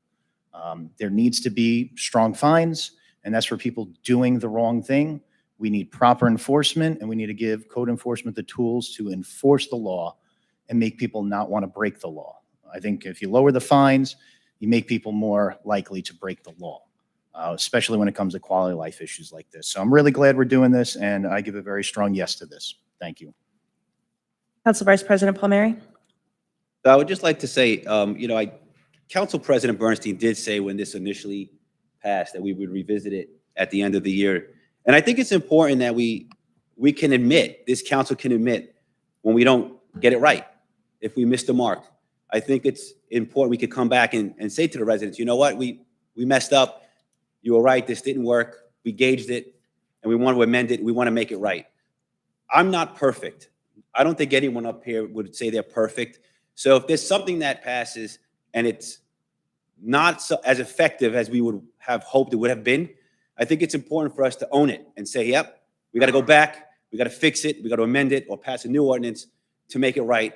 And hopefully what that does is a learning experience for all of us, and that we can continue working together, soliciting that feedback, gauging how we are passing ordinances and how effective they are, and then fixing them when we have to. So I think that's important. You're going to see more of it sometimes.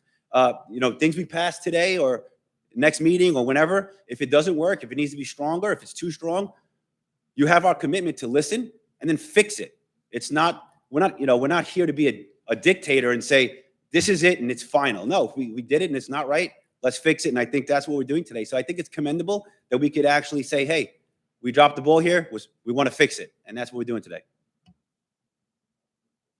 I vote yes. Council President Bernstein. So I'm going to take one offense at what Council Vice President said about dropping the ball, and I hope this doesn't go out the wrong way, is I think we are more informed, and I give the credit to Mayor Kuhn. We had certain issues last year that we did not have the proper communication, and I'll take responsibility for that with code enforcement. The mayor, that Friday when she got sworn in, about an hour after, she told me, go to code enforcement, sit down and start those dialogues, which we did. We've come a long way. And this really, that was my first, I think my second meeting with Mr. Cheney. This was a conversation we had, understanding this ordinance and what our misinformation was. And that came from the fact that we're not allowed, we're unable at that point to, as council, to have communication with our department heads. The mayor authorized it. We've had the communication, the entire council I've been very impressed with. We've been communicating internally. And so I'm not going to use the word we dropped the ball. We worked with information, and we'll admit that the information we had wasn't full. But now that we have more information, we feel very confident. And like I said, I reached out to the council and to Mr. Cheney, and he reviewed it. He found a couple spelling mistakes and other errors in the ordinance. I really do appreciate the fact that he read the ordinance for us. And I vote yes. Thank you. Motion carries. The next item of business is the payment authorization of bills and claims. The following abstentions are from Councilman Borelli: AET01, DEL01, EYE01, NJM06, NJS13, PTC01, RUT04, RUT14, RUT18, STA76, TRE12, TRE34. Council President Bernstein, are there comments by Council? My only comment is that I know how much work went into this, and a lot of this includes stuff from like the holiday season. So it is thick, but I had the opportunity of sitting with you and going through it with them, and it's a lot of stuff for DPW, a lot of the holiday season stuff. So that's my only comment on the bills and claims. May I have a motion to approve the bills and claims with the abstentions noted? Motion? Second. Councilman Borelli? With those abstentions, yes to the rest on the bills and claims agenda. Councilman Pollock? Yes. Councilman Vice President Palmieri? Yes. Council President Bernstein? Yes, and again, thank you, Madam Clerk. When I called you today twice, I know it's been a hard week with the winter, so we appreciate it. And then when we sat down this afternoon, it was extremely enlightening, and so I vote yes. The motion carries. The next item of business is the consent agenda listed for tonight's consideration are resolutions 62 through 77, 2026, listed by title. Council President Bernstein, are any comments on the consent agenda? Yes, does anyone from the public have any of the resolutions from the consent agenda that they want us to take off of the consent agenda and have a council discussion on? Raise your hand. Going once, going twice. Okay, Madam Clerk, we'll continue. Thank you. May I have a motion to authorize the consent agenda resolutions 62 through 77, 2026? Motion? Second. Councilman Borelli? Yes. Councilman Pollock? Yes. Council Vice President Palmieri? Yes. Council President Bernstein? So before I vote yes, before I vote, I just want to highlight something that I just found very fascinating. Authorizing added DPW lien tax. This was just someone who didn't maintain their property that DPW had to go in and maintain, and the person got billed. We're actually seeing that now with the snow removal, something that's come up in the past couple snowfalls, where residents have reached out about their streets, and we've done the research, and it's not on the township list because the developers never finished the street and is still responsible for the street. And it becomes a dilemma because public safety, we want those streets to be plowed, and then you have developers who are not plowing their streets. So we've had these conversations, myself, the mayor, and the business administrator with our legal team about whether it's a tax lien or other things, other ways that if the township's going to go out and take care of the public safety, making sure that we do still hold the developer. So just thought it was an interesting tidbit to share with everyone. But yes, I vote yes on everything. Thank you. Motion carries. At this time, if any member of the public has any comments to make, please address the council at the microphone and state your name and address clearly for the record. You will have 5 minutes to speak and may only speak once. May I have a motion to open public comment? Motion? Second. All in favor? Aye. Any opposed? And Madam Clerk, I just want to repeat for the public.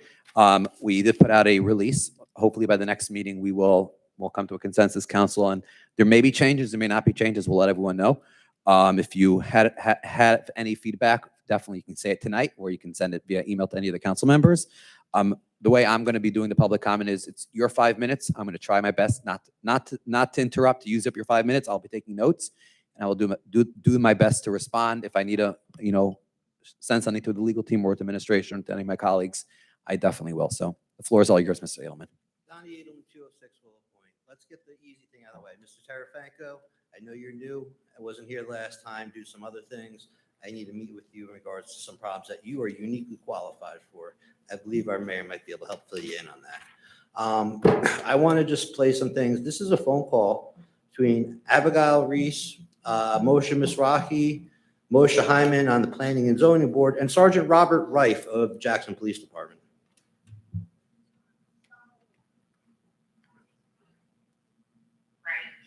And they released him. Thank you for that. And they let him go on level 3 probation. Now, the issue is that those charges are just false, and they were made in a conspiracy. So why did you get arrested again? Well, he said something fucking stupid. Like I said, he is stupid. And because he said it to the police, they used that as a threat. He didn't necessarily threaten anyone. Amazing. Okay. And why did he have 30 pages of rap sheets going back many years? Listen, I don't know. I'm asking you a question. I don't know, but I know this. You want me to give a copy? You don't have to be criminal to get 30 pages of rap sheets on anybody. That's what else. Okay, that's not. Your father got information from him. When he said your father's corrupt, you go to Jackson Police to release information about it. That's public information. Your father didn't get that from the police department. Yes, it is, because I can get it to you Monday morning. Okay, and get it on Monday morning, but understand right now, it looks like a giant HIPAA and a Fourth Amendment violation. It's not HIPAA. HIPAA's only medical records from the hospital. Mind you, there's also audio recording between Chaim Reese and Sergeant Reef, where they're discussing basically transmitting my government file, and they're having conversation about how they're using the Jackson Police Department as a weapon against me to create a aggravated assault charge, and a couple weeks later come after me for terroristic threats. Right now, if the Jackson. You know what Oprah is? Alvin Don helped you out. He told me Don got you information about all these people, right? How did he get that? Look here. That was corruption, no? No, it was Oprah. No, what did he do? It's corruption. He got you all this information. Listen, am I allowed to speak? Am I allowed to speak? Like, Yes, but whatever I'm saying that makes sense. I'm telling you the truth. I'm right? sorry. I'm not saying- I don't see it that way. I don't see it that way. I'm sorry. I just don't Right, see it. okay, so listen to us. Now listen to this. Now listen to this clearly. The information that your father got on Don, okay? Oprah request, the same way that your boyfriend Don, Oprah requested whatever information you asked him to get, right? Then you told me that night by your house. Then he got you all that information, right? Yeah, but open requests take a matter of days, and my father got this information in a matter of minutes. Because it's a matter of who you know.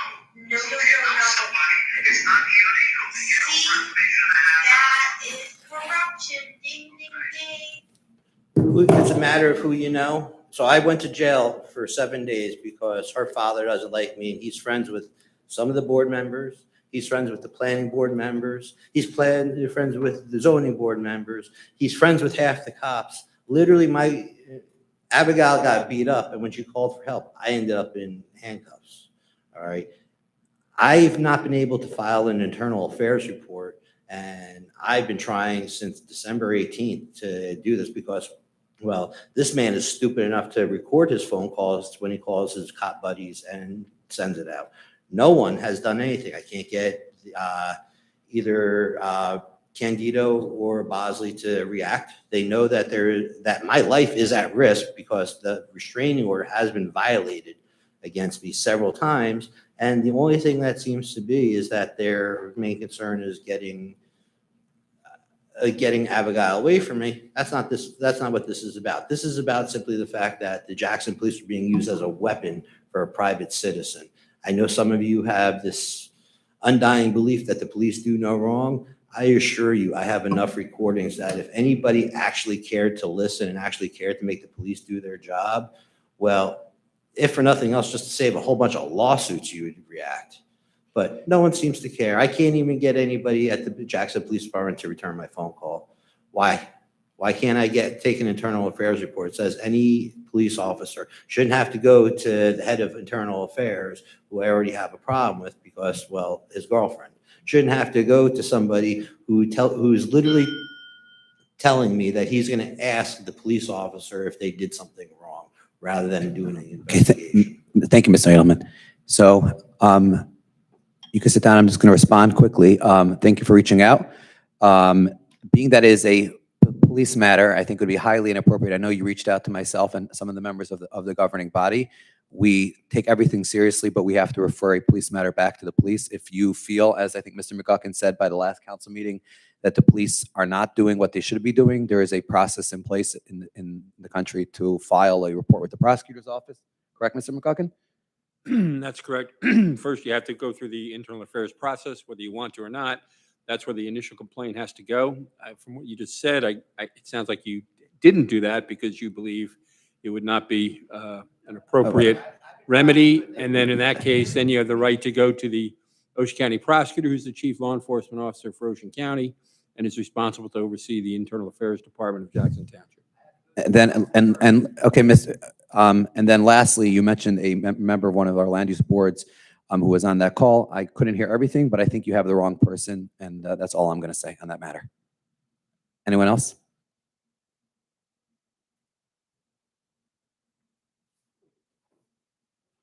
Want to run for the days? Joseph Sullivan, 31 County Court here in Jackson.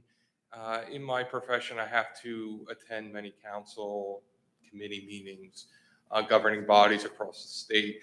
So if you asked what people's preference were when it came to public comments, I actually prefer having public comments after, but whatever you decide is fine. I think it works either way. I've seen it work either way in many communities, but my personal preference is to have public comments at the end of the meetings. That's all. Thank you, Mr. Sullivan. Anyone else? Young man?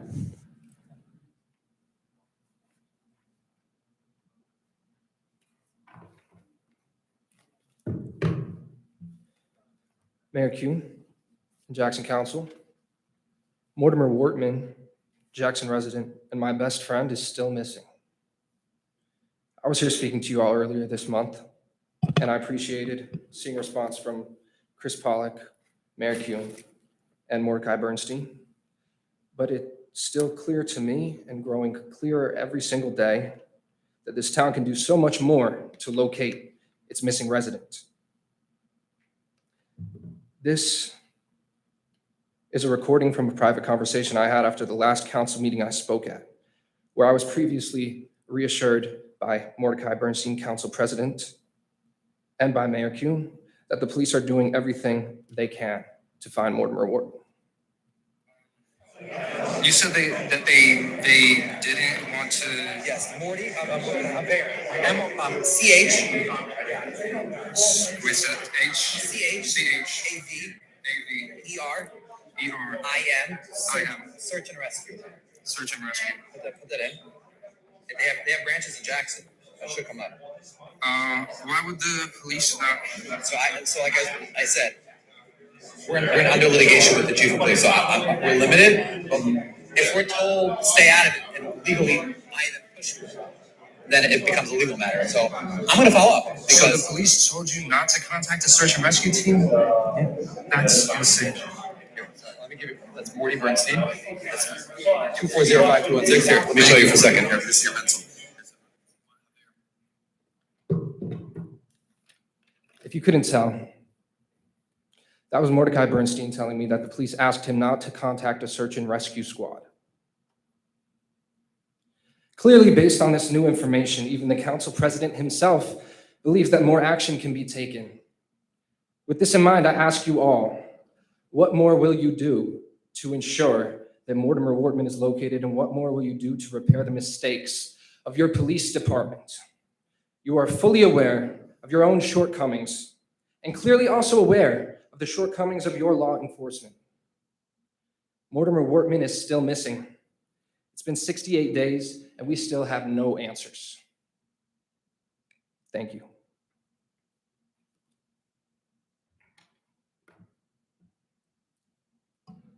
I mean, I could keep talking for 2.5 minutes if you want me to, but you can respond now if you like. Sure. So I just want to respond for a second. So, again, I appreciate very much you coming to the last council meeting, and the conversation that you displayed, I mentioned Haverim, which is C-H-A-V, I think I spelled it right on that audio, E-R-I-M, which is a volunteer. It's not the PD. I just want to clarify for the public who yeah. And what I mentioned was that they're a great organization that do great work, and they're out there all the time. And what I mentioned was that why don't we reach out to that organization? I don't know if you did or didn't. And what? I have to listen again. I don't remember, but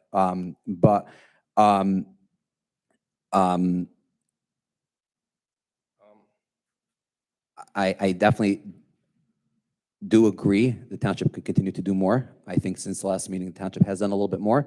I think the results we're looking for is obviously to find more to more.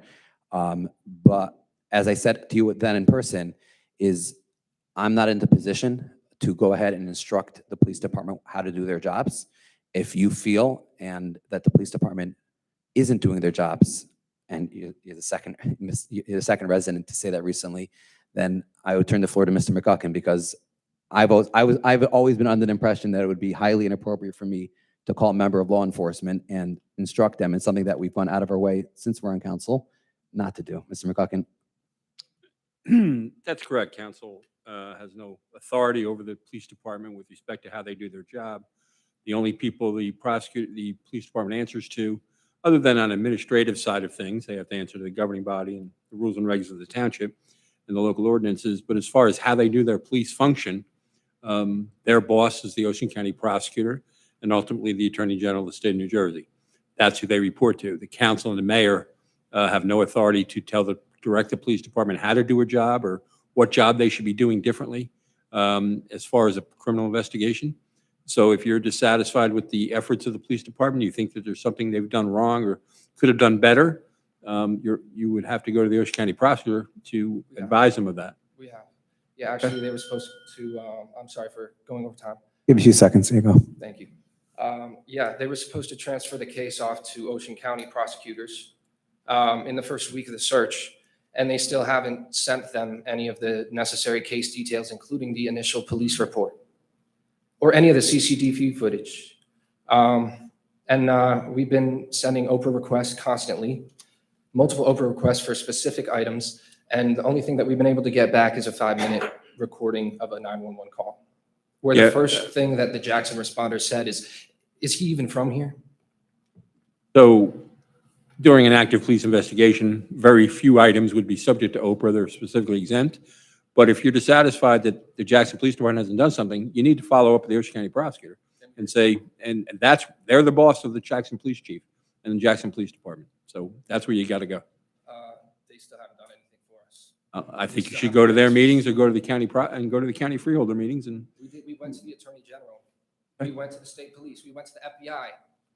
I can tell you that they have much more authority than the mayor and council here over how the police department handles their job. They should. They should know about the knife that the They family should. found on the first day of the search. They certainly should. Yeah, for some reason, the state police had no idea. Please, order. There's a resident up here. Mr. McGuckin, would it be appropriate for this governing body to reach out to the prosecutor's office on behalf of?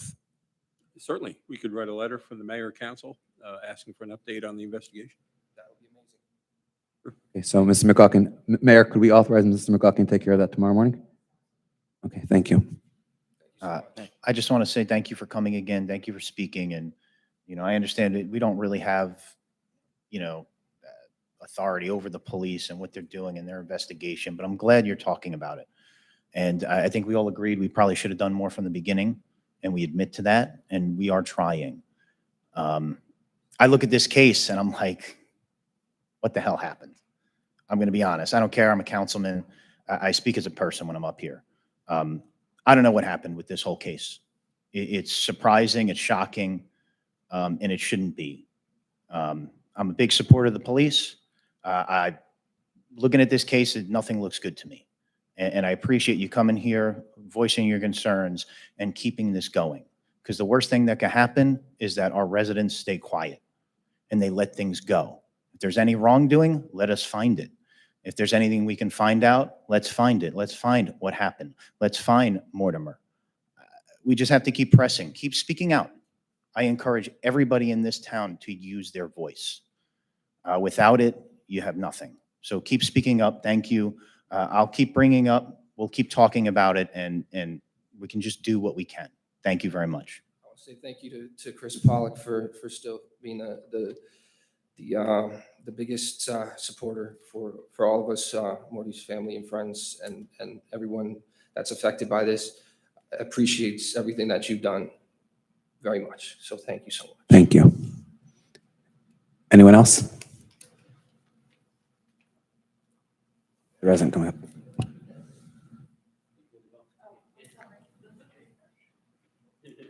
Good evening. Anne Marie Scroy, Jackson, New Jersey. This is the first time I'm ever attending one of these meetings. Sorry, do you mind repeating your last name? Scroy, S-G-R-O-I. So I'm just looking for a little clarification. I have 2 properties in 60 acres that are both rented out to young families.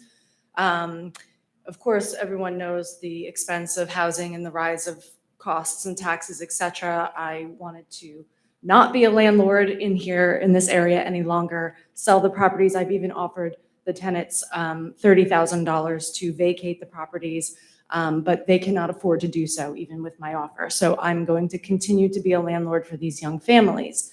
In the meantime, I was notified by a friend that there is a new fee coming into place, and you may have talked about this and maybe I didn't understand it, but the fee is for a safety inspection that will happen annually. I called the township when it was time to do my registration, and I was told that there was no staff for this and don't worry about it. So I didn't worry about it.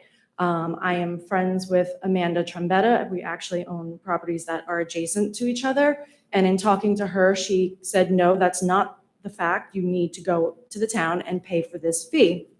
When I called the town back, I was told, yes, you have to pay for the fee, but you're not going to get the inspection because there's no manpower to actually do the inspections.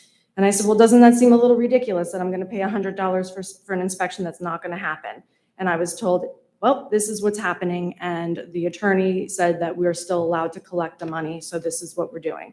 So I came to the town personally today. It's just a coincidence that this meeting is tonight and they told me about it so I could come. But I went to the town personally, and once again, I was told that they were taking my money and there would be no inspection this year because there was no manpower. But I could go across the street to the Blue Building to fill out the paperwork, give my check for $100 and talk to Hope. So I went across the street and talked to Hope, and she said, oh no, I'm going to be doing the inspections. And I said, oh, okay, well, when will that be? Can we make an appointment now? And she said, well, we hope to get an email out to you within the next couple of weeks, but we can't schedule anything just yet. So it just seems kind of weird, you know, and I'm all for the inspections because she explained that it's for the good of, you know, the community, and I'm all about these bad landlords and getting everybody in place. And I am more than happy to be compliant with anything that is good for the public. And of course, my families that live there, but I'm just confused as to why I'm paying $100 for what.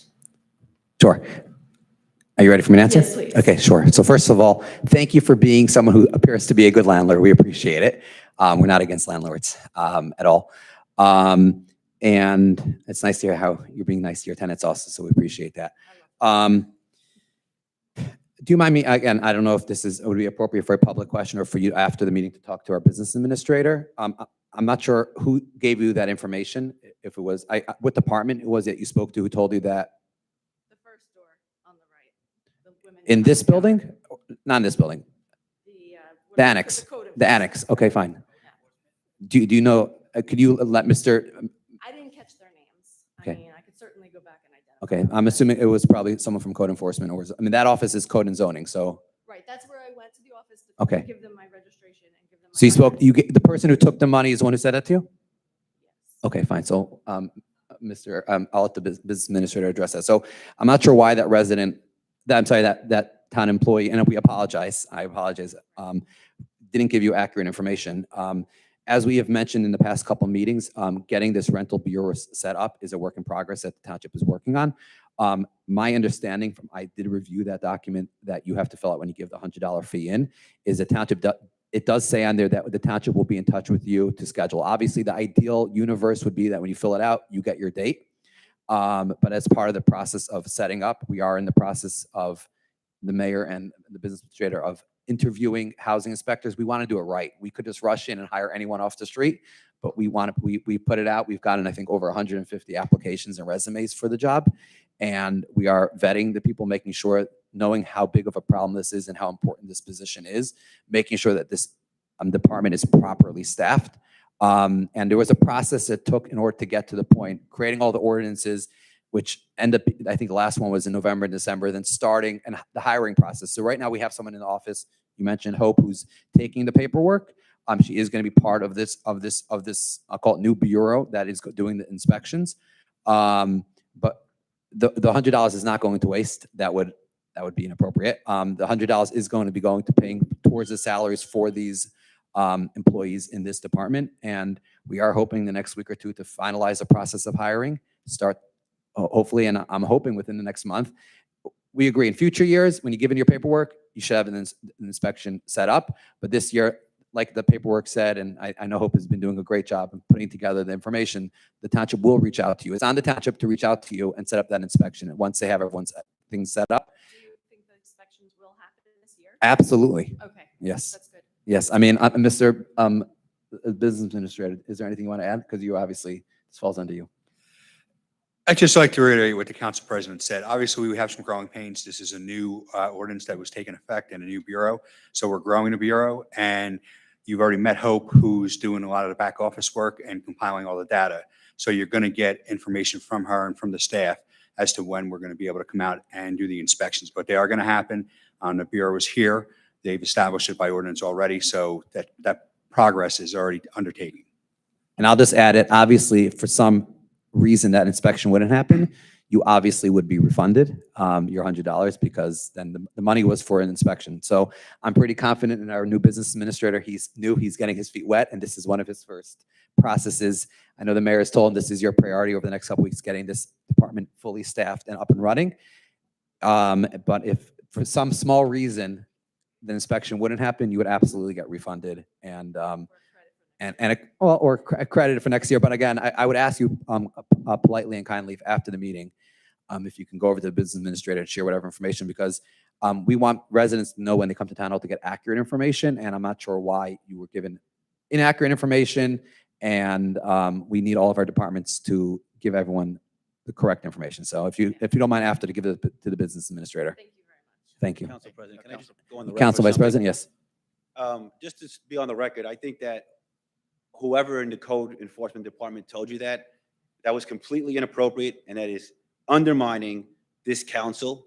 And I'm appalled by those statements, and I'm hopeful that business administrator would look into that and see why someone would misinform a member of Jackson Township of all the work we're doing, to say that don't worry about it, it's no big deal, and because that's completely inappropriate. It undermines this council, and it's appalling. So Council Vice President, I just want to add for a second, is just to show you how serious the business administrator and the mayor have taken this department. The person who's collecting the money, who you met today for the $100, Hope, she wasn't hired in the beginning when we had to start this process. We actually gave a stipend to a member of a different department to start that process, just so when people came in, there was someone there. And like I said, I'm very disappointed, and I'm sure the business administrator will work on this tomorrow morning. So, Councilman, yeah. Thank you for bringing that matter to our attention. So we have one inspector hired already in Hope. So we have 3, I believe the ordinance. The ordinance allows for up to 4 employees currently. We obviously, the goal was, I think right now, if I remember correctly, Mayor Kuhn, the goal was a department head, someone who is the chief inspector, a clerk, and the trainee. That was currently the manpower that we were looking to hire. Okay, and this Hope, she's a clerk. No, she's going to be at the position, which is the trainee inspector. She Okay. is, hopefully, she is in the process of, they're setting up her training as we speak. For the public's information, do you have a time frame? I know these are probably civil service, but like a time frame of when we plan on bringing on these inspectors. Sure. So the inspections. ordinance said that the inspections would start February. We obviously have a couple days left of February. If I'm a betting man, it will be probably the end of February when we get things set up, probably 3 to 4 weeks. But like I said, I know the business administrator. I walked into his office last week and there was a pile this high of resumes that he was going through. We're looking for bilingual. There's a lot of things that we're looking for and making sure that we can properly address this issue. And I know he's literally looking through dozens and dozens of resumes. So I'm pretty confident. I don't think we should discuss personnel, but I'm pretty confident that we will have this resolved, or not resolved, all the staffing hired in the next week to 10 days. And then the training that is required. I just want to see the town get behind in the inspections. Is there code enforcement equipped to do these inspections in the meantime until we have the rental housing inspectors in place? So my understanding as per ordinance, this is a separate division. Code enforcement has had communicated in the past to both myself and the mayor when she was council president that this would not fall under their authority to do, and they didn't feel that they had the ability to even go into these homes. So hence part of the new department. And like I said, I'm pretty confident that maybe a week behind, but I think we're in a pretty good place. I know our business administrator, it's been a daily conversation. And like I said, my bigger issue is the fact that the resident wasn't given accurate information, but that will be dealt with, hopefully. I chime in for a second. I have very mixed feelings on this bureau department. I feel like we could have just hired some more code enforcement officers rather than growing our government and creating a whole nother bureau. But if we have it, of course, I want it to be successful. I want it to deal with the problems. I wasn't a part of this council on that vote, but just wanted on record, I definitely did not support the starting of a brand new bureau to do something that a former department was already doing. I don't like it, but let's hope we get this fixed.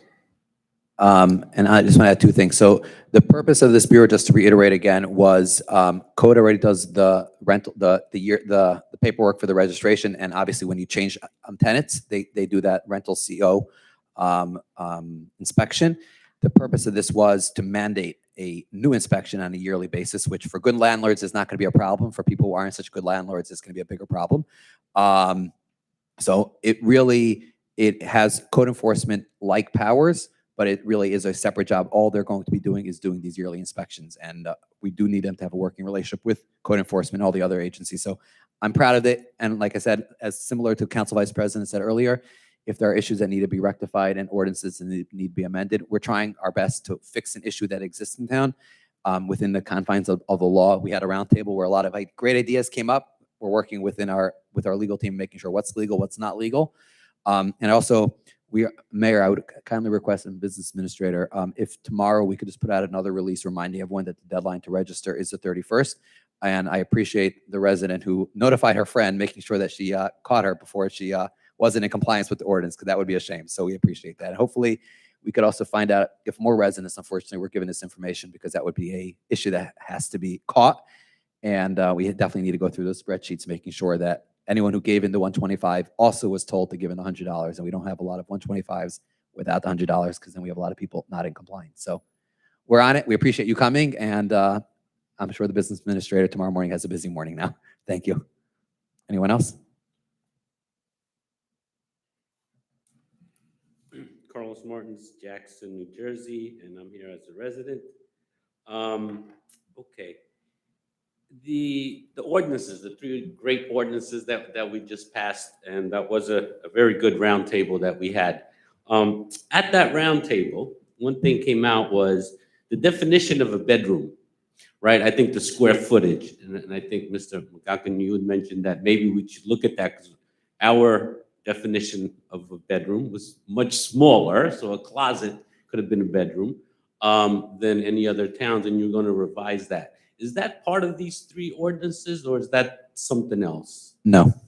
No, okay, but we will be doing that. We'll right? we're having ongoing conversations. I didn't give a commitment one way. I have questions that still need to be addressed. Okay. Yeah. All right, because one of the things that came up at that roundtable was how do we help code enforcement, whichever department it is, do their job? So we write the ordinances appropriately so that they can do their job. And that's one of the things that came out. I think actually Elliot might have brought it up. And yeah, and I think if we tackle that, that'll be helpful. Okay, so thank you for that. What was the other thing? Oh, so last year when we decreased the fees, right, from the renters, one of the other things we said was that instead of only going after the landlords, sometimes we don't know who the landlord is. It's an LLC. The guy's enjoying Florida and we can't find them. We can also find the renters, right?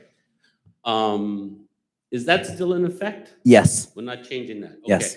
Right. This is purely the fee schedule. The fee schedule, right. Because at the time, one of the reasons I was kind of, okay, that makes sense. We lowered the fee because now we're going after the renters and obviously they can't afford as much, blah, blah, blah. But I'm not against increasing the fees either. I just wanted to make sure that that part of it was still there. Correct. So if we can't find the landlord, we go after the renters, let them find the landlord and not pay the rent or do whatever they have to do. But we find somebody. Okay, so that's good. I'm glad to hear that. Okay, the other thing is, on the settlement with the police chief, so this is just a yes or no, and are you allowed to disclose the amount that was settled? You or the police chief, anybody, or is there a silence clause in there?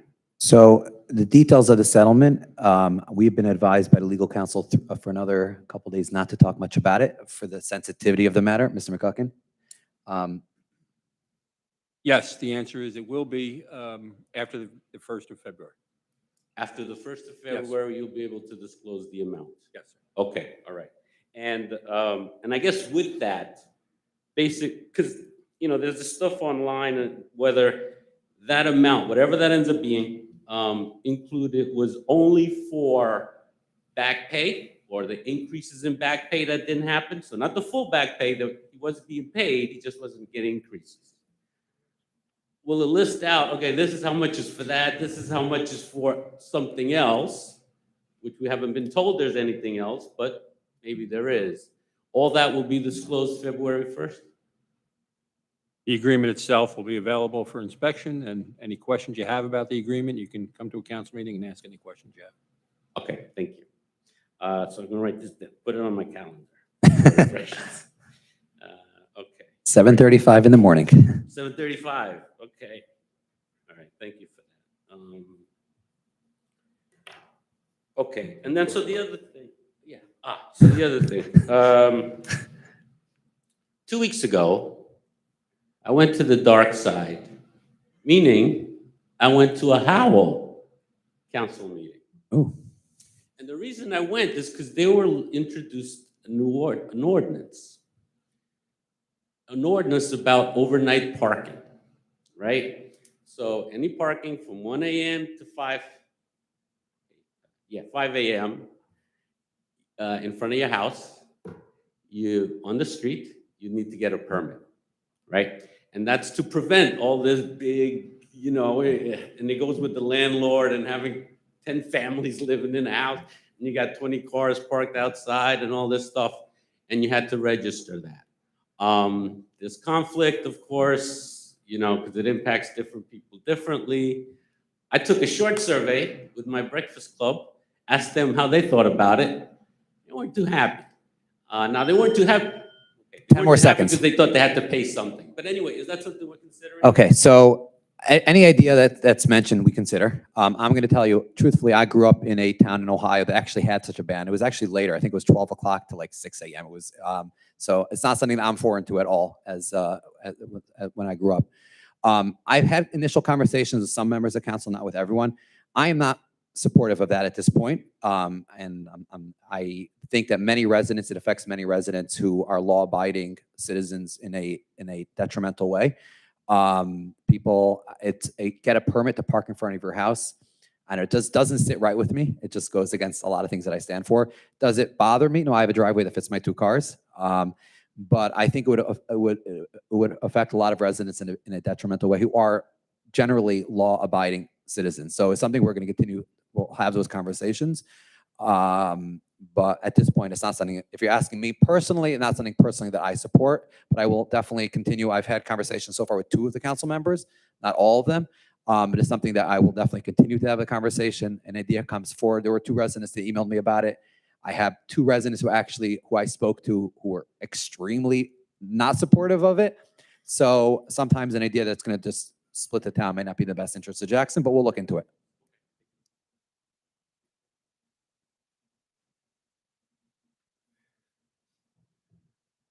Jim Slockia. I am a zoning board member, but I'm here as a resident. I actually wasn't going to come up and speak tonight. I really didn't have a whole lot until a lot of the conversations happened. First thing I'm going to challenge you, Mr. Bernstein, is on what you just said, that you're not in favor of an ordinance that has permits for residents to park in. Yet, last year, you approved for permitted parking in front of houses. So that's that case. The other topics I wanted to talk about were Camp Joy. I live less than a 1/10 of a mile from Camp Joy, so it would be nice to see it finally get used. It's been there forever, and it's been rarely used. We as children used it as our football fields and stuff of that nature. So it'd be good to be used. I know he made the comment of not using bathrooms there. I would make sure that there are bathrooms there, especially if they're going to have softball events that last the entire day. I don't want to see people using the woods. That being said, as far as the new housing bureau, so I'm going to go back to the new committee that I was appointed to by the mayor this year in the Community Budget Advisory Committee. Looking forward to getting started on that. That is one of my areas that I'm going to look at, because it was mentioned that that bureau was going to be funded solely by the $100 fee that everybody's collecting. Well, the numbers didn't add up in the ordinances, so I'm going to be interested to see how we do it in the budget. So those, I can't, that, and obviously the budget for Camp Joy, among other things that need to be here. The other thing is, after the meeting, I'm going to hand you a document. You talked about having the next roundtable meeting on infrastructure. I actually prepared a document to give to you to consider, and it's basically, I'll give you the title of it now. It's the Jackson Township Roadway Infrastructure Advisory Committee. And it details out everything that we as residents can do to assist the township in getting it done. So I will hand that out to you after the meeting. So I appreciate that. Thank you. So I just want to respond to a couple of the things that you mentioned, Jim. So first of all, with regard to corner parking, you are correct. I voted for something by off the county corners, and I stand by that. That was a safety issue. And again, I had a feeling you would bring that up once I saw you moving to the front. With regard to infrastructure, I look forward to getting that document from you. And now with regard to the Budget Advisory Committee, I'm just mayor and business administrator. Do you know when that committee is gonna be meeting? I do not. Okay. We are just kind of getting a lot of things. We're working on the rental safety bureau. That's really our top concern and top priority right now. And getting all of the committees, together and stuff like that. But the budget is done. So I did it with the CFO. So prior to the BA, I would like him to review it, obviously, so he can get familiar with it and then sit in on those meetings. So I will make that by the next council meeting, you'll have an email of when that is going to start. And if I could say one thing, which I know I'm not supposed to, but I just wanted to bring up the what you talked about, the roads. I forgot to announce, we did create, it's called Potholes at Jackson Township, NewJersey.net, where residents can go, especially after the storm and with all the plowing, that you could submit a location that there is a pothole that you see, just like lights out. We did that one too. So again, as the snow and ice melts, if you see a lot of potholes that are dangerous, we definitely want to take care of them top priority. If it is a county road, I've already set up with the county a contact person and an admin in the county that we can send them to. And they actually told me they could promise me a 2-week turnaround, which is good for the county. Jackson Township, we have, in-house. So I apologize, but I just. Yeah, wanted to- so I also want to add a couple more things to what the resident mentioned. With regard to the fee that you mentioned, $100 covering it, again, like Council Vice President said before, we're not perfect. We'll admit when numbers it doesn't always add up exactly as we initially, that was the way we initially planned it, because we initially were told by some of our departments that there were 6,000 rentals. When we started this process, that was the number we were told. Then it went down to 4,000. And then the number is closer to less than 2,000 rentals. So that's how we originally came up with that number. And obviously that's going to be an ongoing conversation. I've already had that with our business administrator about that issue that you brought up. With regard to infrastructure, there are a couple of like I said, I'm looking forward to the roundtable. There are some infrastructure ideas that Mr. Cunliffe actually has mentioned to me already. There was an ordinance that Howell did, I think last year, with regard to water drainage, or 2 years ago, he works for Howell also, that he mentioned to me that we should consider in Jackson requiring, when someone does renovations to their home on a certain scale, put certain drainage systems in to help the general infrastructure in town. So there are things that we are looking at in conjunction with that roundtable coming up, but I definitely do like that idea of and let's discuss that by the roundtable, of getting more resident involvement in all committees, but definitely on infrastructure, because it's a big town, and you don't always notice things unless you're campaigning for election or you're out there putting up signs. You just don't notice, certain infrastructure concerns. And with regard to potholes, I also want to just address is the Jackson Township turnover. I've been impressed with. I sent in a couple of potholes in my couple of years here living here, and I've always been impressed. But with regard to county, I just want to point out with regard to snow removal, I had many residents reaching out to me about various roadways that were not plowed. And I just want to, again, I'm not passing the buck, but I just want to explain. The municipality does the municipal roads. Any county road, it's the county who is the ones who plow the county roads. I will tell you, the county, I've been in touch, and the mayor's been in touch with the county in the past 2 days with regard to the past snowstorm, and they did give us a commitment that they're going to hopefully do a better job in the next couple snowstorms, because it wasn't exactly what we would have liked by this past snowstorm. But similar to potholes, anything on a county road is a county responsibility generally. Council Vice President? Yeah, I would just to kind of go on the record with this parking permit ordinance. I'm not against researching it at all. I guess I would like to see what it entails, how we would write it. I could fit a few cars in my driveway, but what if I have a bunch of friends come over one night and they're there till 2, 3 in the morning? Do I get, can I get event permits? Can I get guest permits? What if they don't leave till 2, 3 in the morning, and I don't want them getting tickets, right? So I guess I would have to see what it entails. Right. If I have a party with 25 people at my home, I don't want them getting tickets. So I got to see. I get what it's for. I get what it's for, but I just would like to see how. I'm not huge on government encroachment too much on people, but I would like to see if we could do it where it would work for all of us, but also allow us to, get together with friends if we wanted to, and not have that issue of tickets and stuff. Yeah, and Council Vice President, I just want to add to that for a second. So it happens to be the Howell ordinance does address, obviously, permits for friends and people staying over. But like I said, there's a lot of gray areas and a lot of potential issues that I personally see at this point. Like I said, it's not a no, but it's something that at this point I'm not ready for. And I think it's a big step that I definitely want to have further conversations with members of the council. Anyone else?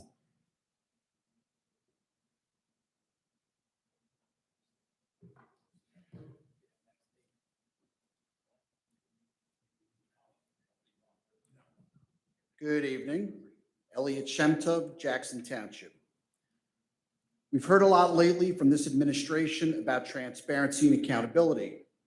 Those are important words, and they matter, but only when they're applied consistently, including to those in leadership positions. Right now, there's a credibility problem. Chief Matthew Coons' soon-to-be retirement followed a significant legal dispute involving the township. That dispute cost taxpayers money and raised serious concerns about internal township administration conflict. This was not a clerical issue. It involved senior officials and had a real financial and public trust consequences. Some current leaders, including our Mayor Jennifer Kuhn and Mordecai Bernstein, have characterized these events as something they inherited. Jennifer Kuhn was council president during the prior administration. She was in a leadership role at the time these issues were unfolding. Leadership does not work like a light switch. On when there is credit, off when there's responsibility.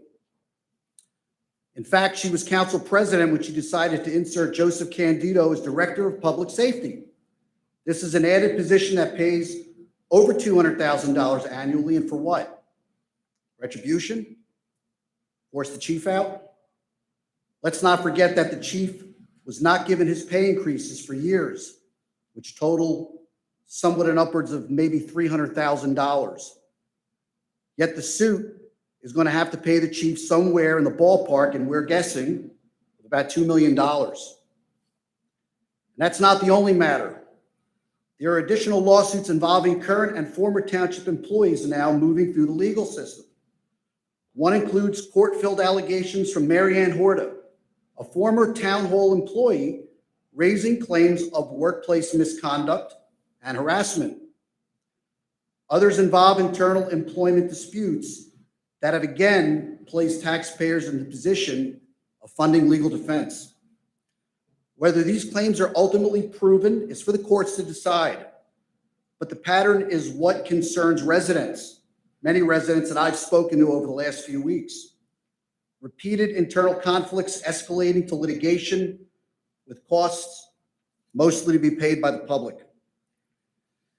Transparency means more than statements and meetings. Accountability means more than pointing to the past. It means answering basic questions. What did township leadership know and when? What actions were taken or not taken to address these issues internally? Why do these disputes keep ending up in court?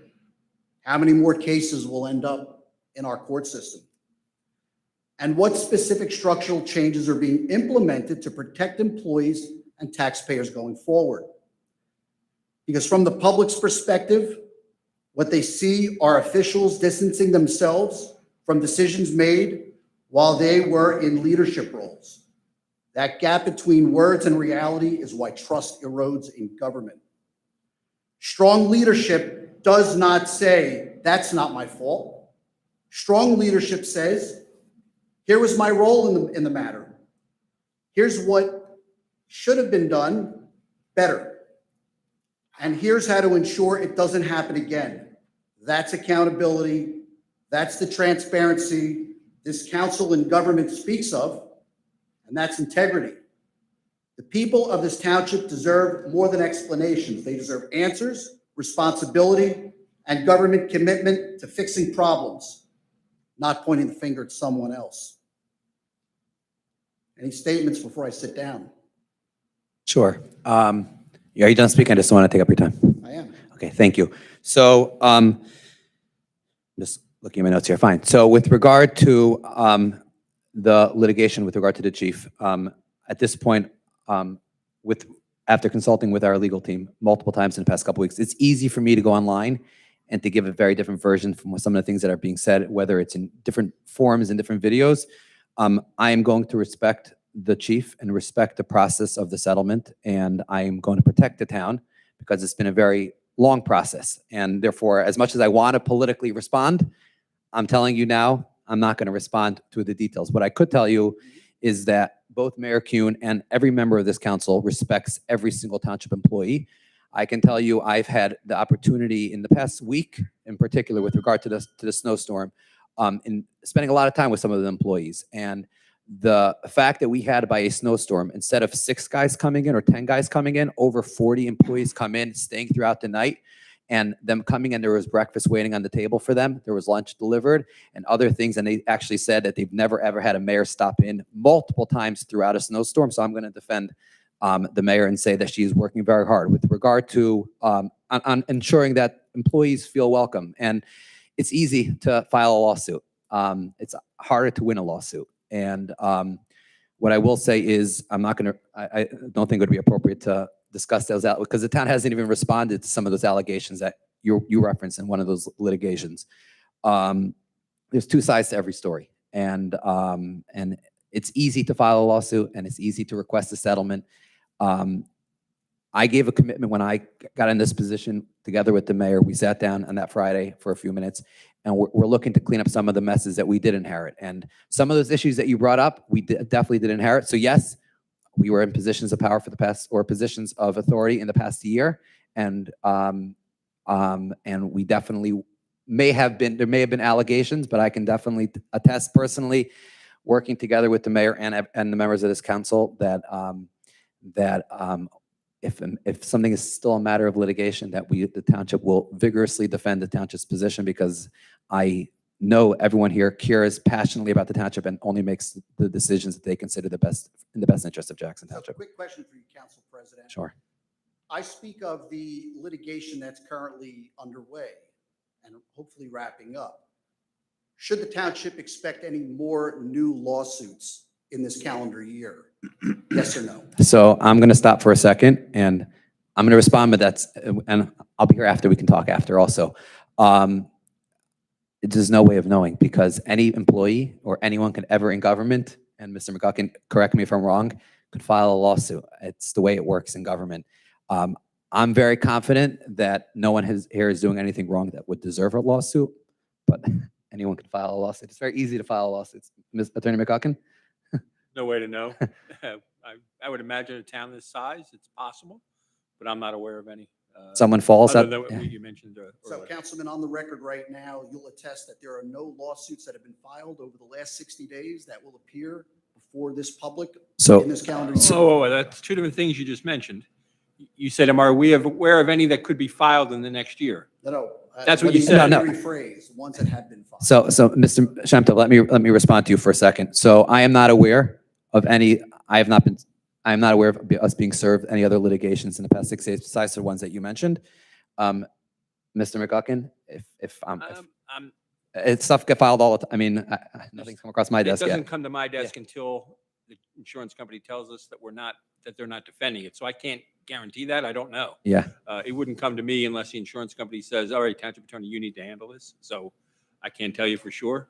And even the litigation that you referenced before, I saw it on social media long before the township got served, and it was even a matter of litigation here. And there were already like 3 or 4 articles long before, and now every hour now there's another article about that matter. And like I said, it's easy for me politically just to want to respond and give a very different version of what's being put out there. But my job is to represent the town, and sometimes being quiet is not always easy, especially my personality. But I know being quiet is the right thing for Jackson, so I'm not going to respond anymore on that. Yes. Sure, we'll talk offline. Absolutely. So, Any other? If I could, yeah, if I could, Mr. Shemtov, just. Yes. This current mayor has been mayor for, I think, 3 months, and the administrator, Tarafanko, has been in place maybe a month. So I would think it's, in my opinion, and you could disagree, it's too soon to judge what's going to happen or how they're going to be. They haven't had a chance to really hit the ground running. So I think time will tell, and we'll have to kind of see what goes from there. But it's 90 days or less, really. So we'll have to see. Well, to your point, Councilman Palmieri, DA Tarafanko is very new to this environment. Yeah, 100%. But Mayor Kuhn was president, council Kuhn, before she was mayor for, how long, Mayor? 3 months. 3 months? No. How long were you the president of the council for? The mayor was, I'm going to respond to council meeting. She was council president for a little less than 2 years until she became mayor. Fair enough. Yes, absolutely. And like I said, I could attest that she cares passionately about this township and works very hard and has a great relationship with our township employees. And it's different roles, different authority of what a mayor can do, of course, to what we can do up here when she was in that role. All right. I'm aware of that. Thank you. Yes. I'd like to Thank you. comment. Sure. I really take issue with this right now. This transparency thing is I can't say what I'd like to say right now, but we put out a statement about this lawsuit. You blamed everything on the former administration. You took no responsibility yourself. Part of this lawsuit was about the public safety director. You said it was just about all back pay. He just came here with facts, okay? You know, it was a certain amount is going to be for back pay. You asked me to vote on this. I requested this even after the fact. I didn't vote on it because I didn't have all the information. I wasn't given all the information. I didn't even know if the chief fully agreed to it. So I abstained. And then after the fact, I requested the settlement agreement. I'm a sitting councilman and I can't even get that. Like, what's going on? Like, why is this happening? Sure. And why are you putting all blame on the former administration while you were sitting council president, you were vice president, you brought in this public safety director, which was part of this lawsuit. I'm assuming a major part of this lawsuit. I feel like his numbers are pretty spot on. And they're different from the numbers I heard in our executive session. Everything seems strange. And the fact I can't even get the settlement as a sitting councilman is kind of disturbing. So, take it for what it is. I think you need to actually be transparent, not just use those words. Let everybody know what's going on, what you're paying. You could have just settled the lawsuit, and you know what? That sucks, that you got to pay that amount of money over issues in town. But then don't go like slap people in the face and just lie to them and be like, oh, it's all the former administration. It's only about back pay. Because it's bullshit. Can we just be real with people from now on? And that's why I'm here. Okay. Thank you, Chris. So, Thank you for your honesty, Councilman Collins. anyone else?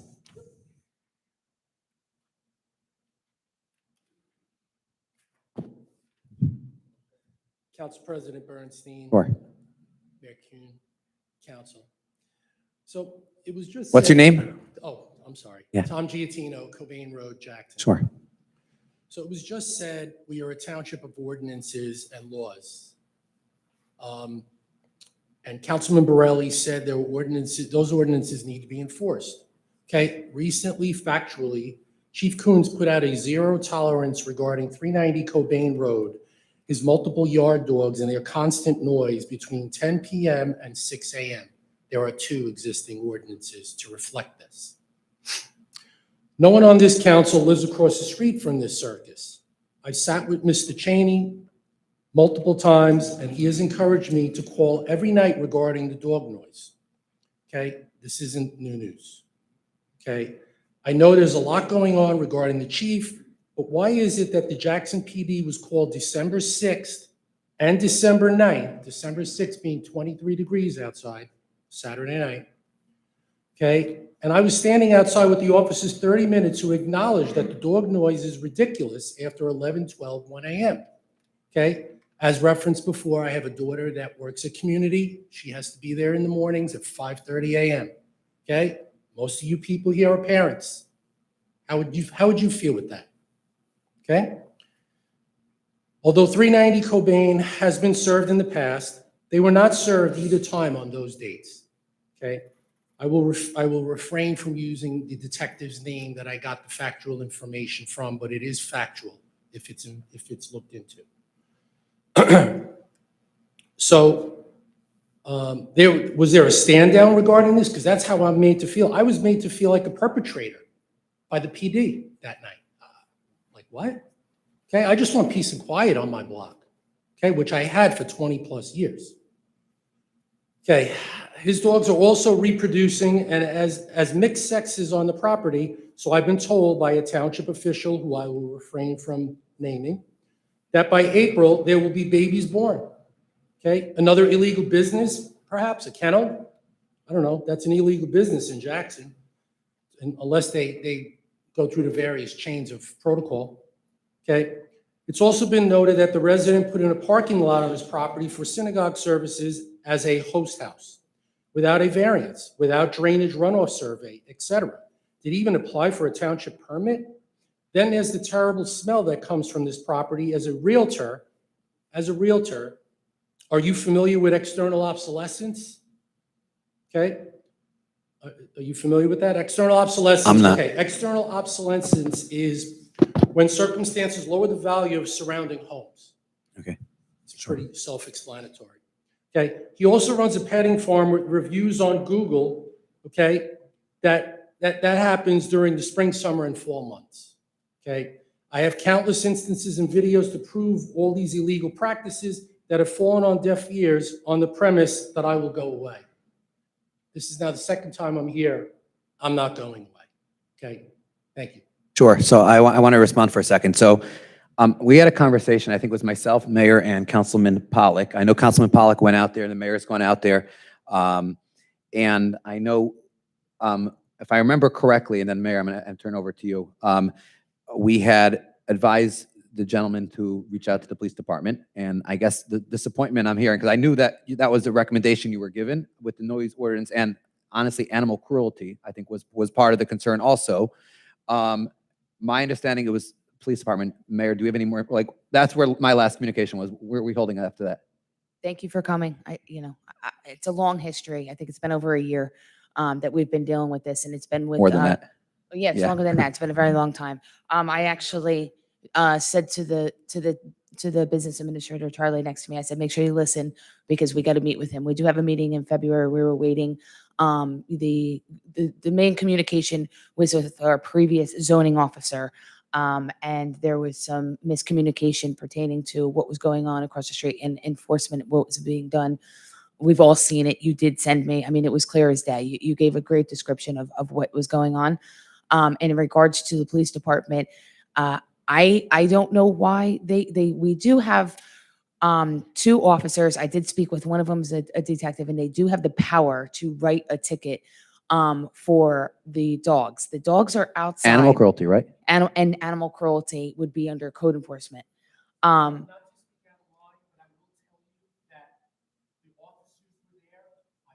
If you don't mind, it's for the record, Yeah. it's still your time, so you can come back up. They told him to call at 10 o'clock at night. Then he calls me. Mayor, I just want, Go if you ahead. don't mind, I just want the resident. So I've been outside multiple times with the PD. I'm not one of those people that calls the PD, goes in my house and watches from the window. I come out with them, okay? I worked in the street for 30 years. Okay, cold doesn't bother me. So we were outside, physically standing outside with one of the officers, okay? And he acknowledged both the noise and he acknowledged the smell, okay, that emanates from this property. He's got goats on his property. They emanate a smell that's more equivalent to rotten milk in a container. It's terrible, okay? And that's where I spoke about external obsolescence. If I go and sell my Sure. home, this is not rocket science. Let me just ask, did you follow up with the PD after? Like, if there was a police report, like, what did they tell you? Mr. President, I can call every single night. If you come to my house at 10:15 at night, you will hear them all night. I can't even open my windows. I said this the last time I was here. That is not a farce. That is a factual statement. Council President. Let me just finish Yeah. this one thought, please, Yeah. okay? When the PD shows up, they go to the front porch and speak to the individuals, the wife and the husband. This is what I'm dealing with. They deny that they are their dogs. Who else's dogs would be there? He has 7 acres. Who else's One dogs second. would they be? Let the mayor finish first. Mayor? We have a meeting, and I want to thank you for giving me the extra time. And we're waiting for the BA and for the new zoning officer to come in and and Council President, I believe, if you're not on those I'm emails. on the email thread, yeah. Yeah, so we're going to meet. If you'll just wait until we come down here, I'm going to have you meet with the BA and we're going to confirm. And again, thank you for understanding. And we have been in communication. It is, I speak to him and his wife regularly and they do call. I don't know if there's somebody that is, the police officers are not able to take them because they're denying it. I don't know the law that way. But I do know that they go there, they document it, but. So, and Mayor, I just want to add, because I noticed they stopped the clock, but we should continue the clock. One more thing is, I think the previous zoning officer's opinion was, and I think we discussed this, I think even with our legal team, is that being that the petting zoo is not obviously in effect in the winter, that was the loophole that they couldn't use to enforce at that point. I think all of us felt pretty confident. Again, we're not code enforcement or zoning, we're law enforcement. But we all saw your evidence and none of us are saying, to go back to what you said, there's no one on this council who doesn't agree that the evidence seems to point in a certain place. Right, he runs his business on the weekend when everyone's off. The whole township is off, the town offices, everyone's allowed to have a weekend, okay? But this guy, for a lack of a better term, circumvents the system. It's as simple as that. So Back to the police officers, I've spoken to the officers at length. I've become friendly with them. I have their names, okay? But my point is that I gave them the detective that told me about the zero tolerance. And it still didn't matter. They weren't served. And I'm like, why aren't they being served? So I would just say, Mayor, I'm looking forward to that meeting. Like the mayor said, we have a new zoning officer now, and we have a new business administrator. And let's have that meeting and see what comes out from that Please, meeting. let's have it. Yeah. And I don't want to. And I just want to say originally I think the meeting was scheduled. We canceled it because we knew there were changes and we didn't want you to, like, I think you And said in your email. I was honest with him about Yeah. that. But to the point, and I just want to end with this, I don't want to have a meeting where we just, for a lack of better terms. Waste time. I don't want to have a circle jerk. I don't want to have, I have to look into it, I have to do this. I've given you just an instance and proof after proof. We're aware. Okay, Yeah. thank you. Mr. Palmieri, you have something you want to add? I guess I just had a question maybe for either our attorney or if Mr. Terrafango could look into it.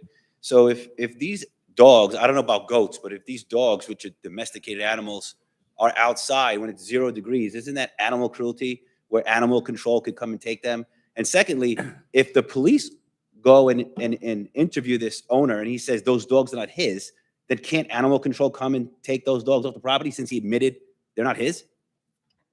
So answer your second question, I believe is yes. As far as the first question, it's not as simple as one might think. There are certain breeds of canines that are not only favor the cold weather, but are in fact more comfortable in the cold weather and prefer to be outside. So that is not necessarily animal cruelty unless it's a Pomeranian. That would be a different story. But there are certain animals, certain canines that thrive in that condition and prefer to be in that condition. And I don't know what these dogs are. That'll be something. So- These are gonna not find them. out. But if the officer I would did attest check. to, if the officer will attest to that, the gentleman said those are not his dogs, That's- animal control could come in. That would likely be the So I'm case. pretty confident this meeting, our business administrator, he's gathering all the information, and I would just request, let's come into that meeting as prepared as possible. So it should be the last meeting on this matter, hopefully. Anyone else? You're not last. Yeah. Do I get to mention my name again? You have to mention your name, yeah. Jim Sapio, 387 South Stone Tavern Road. Again, this is about, I lived in Jackson my whole life. Actually, I was here when they cut the ribbons for the Justice Complex, so I'm very old.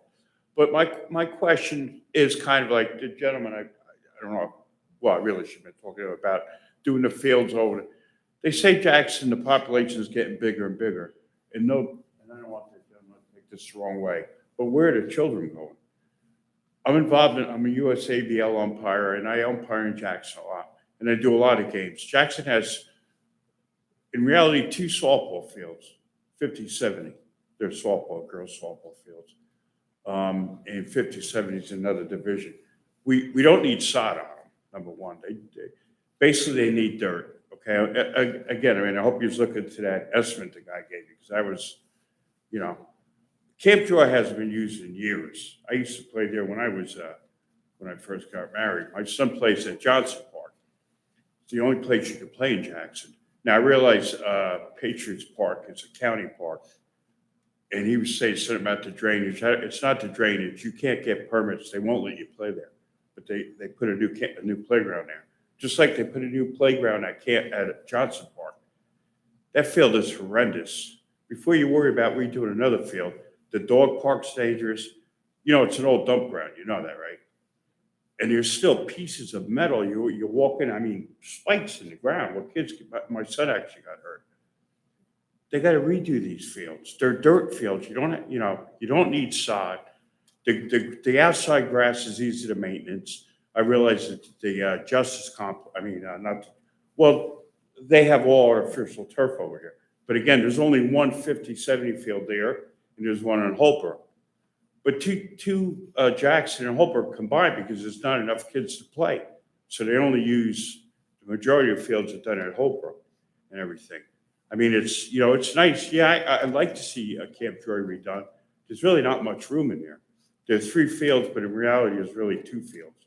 One field is too close to the road. You can't really use that no more. These are just suggestions. I know you guys are going to put on the back burner. I understand it's more important things, but the kids still count. So- Jackson. You know what I'm saying? Sure. So instead of, talking about putting these big fancy dugouts and these big nets that you don't really need, metal nets, redo the fields we have, redo Johnson Park. It's not really a lot of money to, you know, they're dirt, again, their infields are all dirt. They're 50, 70 softball fields. Sure. Why are Pine Park, you can't play. When these outside groups like softball leagues, men's softball leagues, where does that money go to? Because I know my son, it's, you know, you're talking about $3,000-4,000 a season.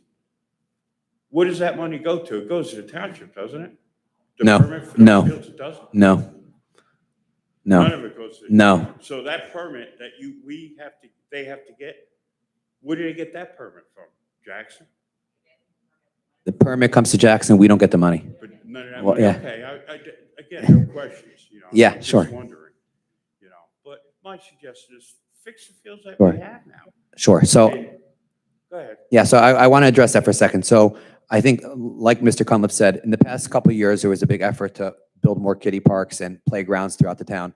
We met, I think it was 3 Fridays ago, myself, Mr. Cunliffe, and Mr. Belinsky, pertaining to looking at one of the existing parks. I think it was the Flair Park, which is a baseball field that needs work, that exists in that park.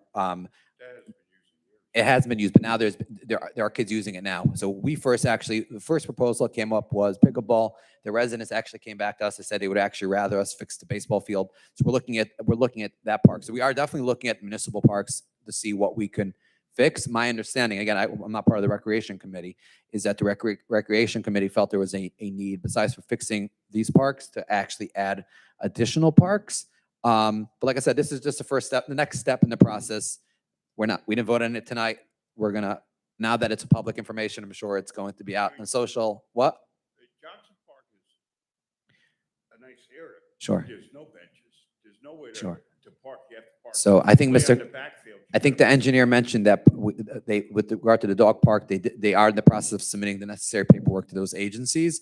And we have obviously that landfill issue that exists over there. So it's horrible. I think we're nearing some form of closure. I know the mayor. This is going on for years. Yeah. Not something that, you know, and it's just getting worse now because you know, Yeah. security and all that garbage is coming up now, you know, the heavy duty stuff. Okay. Just suggestions, Yeah, no sure. questions. We appreciate it. Thank you for coming. Thank you. Anyone else? Ms. Jones?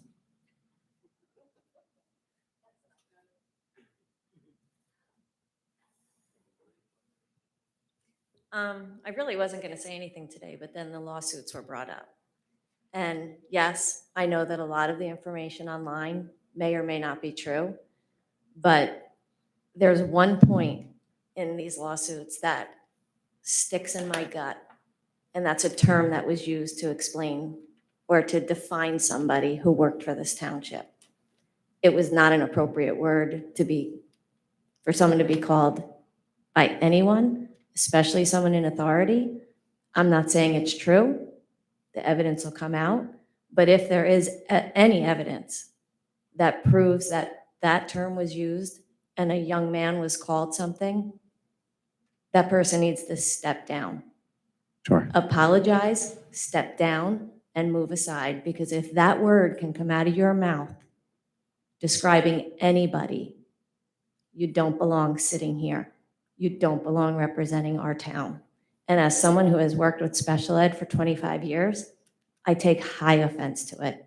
And I hope that there's no evidence to it, but if there's even a remote, the tiniest point of evidence that says that it was said, do the right thing. Don't Sure. cost our town So- any more money. So I'm going to just interrupt and respond for a second. So if you actually read the litigation, that litigation the allegations were never that anyone sitting on this council or on the dais at all, no one up here, is the one who said it. It was actually a quote that allegedly, an employee said. The media source that put it out took the play on words because they were angry at a certain elected official here, and they put it in a way that made it look like. But if you actually read that article in full, you'll notice that even the article doesn't mention that anyone up here said those words. There was never an allegation that anyone on this table, on this day, said those words. And I would agree if anyone would say that about a township employee. And it would I be, understand, yes. and I'm not saying Yes. that it's gospel truth, but it's always been my experience that there's 3 sides to a story. and there's Yeah, but- yours, theirs, and the Sure. truth falls in between. But again, And if, I'm just saying, yeah. if any of that falls to be true, don't make us come to a town meeting and ask you guys to account for that. That's all I'm saying. Mr. McGuckin? The other thing, well, before you Sure. even do that, I just wanted to point out, there's been talk about Pine Park. I'm pretty sure, according to their sign, they're a Lakewood Township park. I won't say that that's 100%, but their sign reads Lakewood Township Park. You know what? You're right, because all the committee members' names are when I go walking there in the morning. You're right. I apologize for that mistake. That's okay, Yeah. I just wanted to point it out. Yeah. So, Mr. McGuckin. So I will reach out, Councilman, to Lakewood Township either tonight or tomorrow morning about that, yes. So my mic's not working, so. I'll speak loud. If you look at the complaint itself does not allege anybody on the governing body, mayor, the council, or anyone else said that word. It's in their complaint. So in their own allegation, they don't make that allegation against any member of the governing body or the mayor. I can't be any clearer than that. It's an allegation against someone else who's not a member of the governing body. No, I And- understand that. That's, and I'm not blaming Well, the way you anyone. said it was you should resign. I want to make it absolutely clear, the plaintiff's own allegation is not against any member of the governing body with respect to that term. I Okay, just well, want to make that I'm going to absolutely reiterate clear. what I said. I said, if it becomes clear or there's The evidence to plaintiff it. themselves didn't say that in their complaint.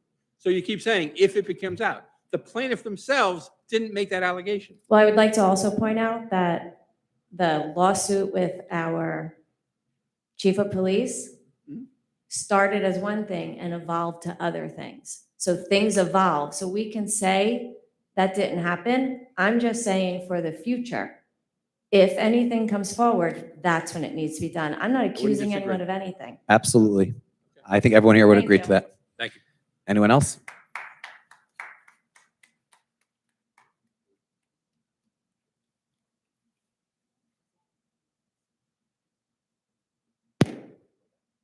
Good afternoon, Council. My name is Mandy Polensky. I'm not a Jackson resident, but I am from the town right over in Freehold. I'm here to voice my concerns on Mortimer Wortman, who has been missing for 68 days, as Nick had spoken about. I had the pleasure of knowing Morty through the Rutgers music scene, and while I might not have been his best friend, I have seen how loved and cared for he is by every person around him. When I first heard that he went missing, I had reached out and went to help, and I didn't really know what to expect. But after I walked away that day, two things I could say was that Morty is a good person and he is so loved, and his family is, despite dealing with every person's worst nightmare, if any of you guys are parents or I'm an older sister, like that is the worst thing I could ever imagine happening. And they are still so kind and genuine and grateful for everything throughout this process. And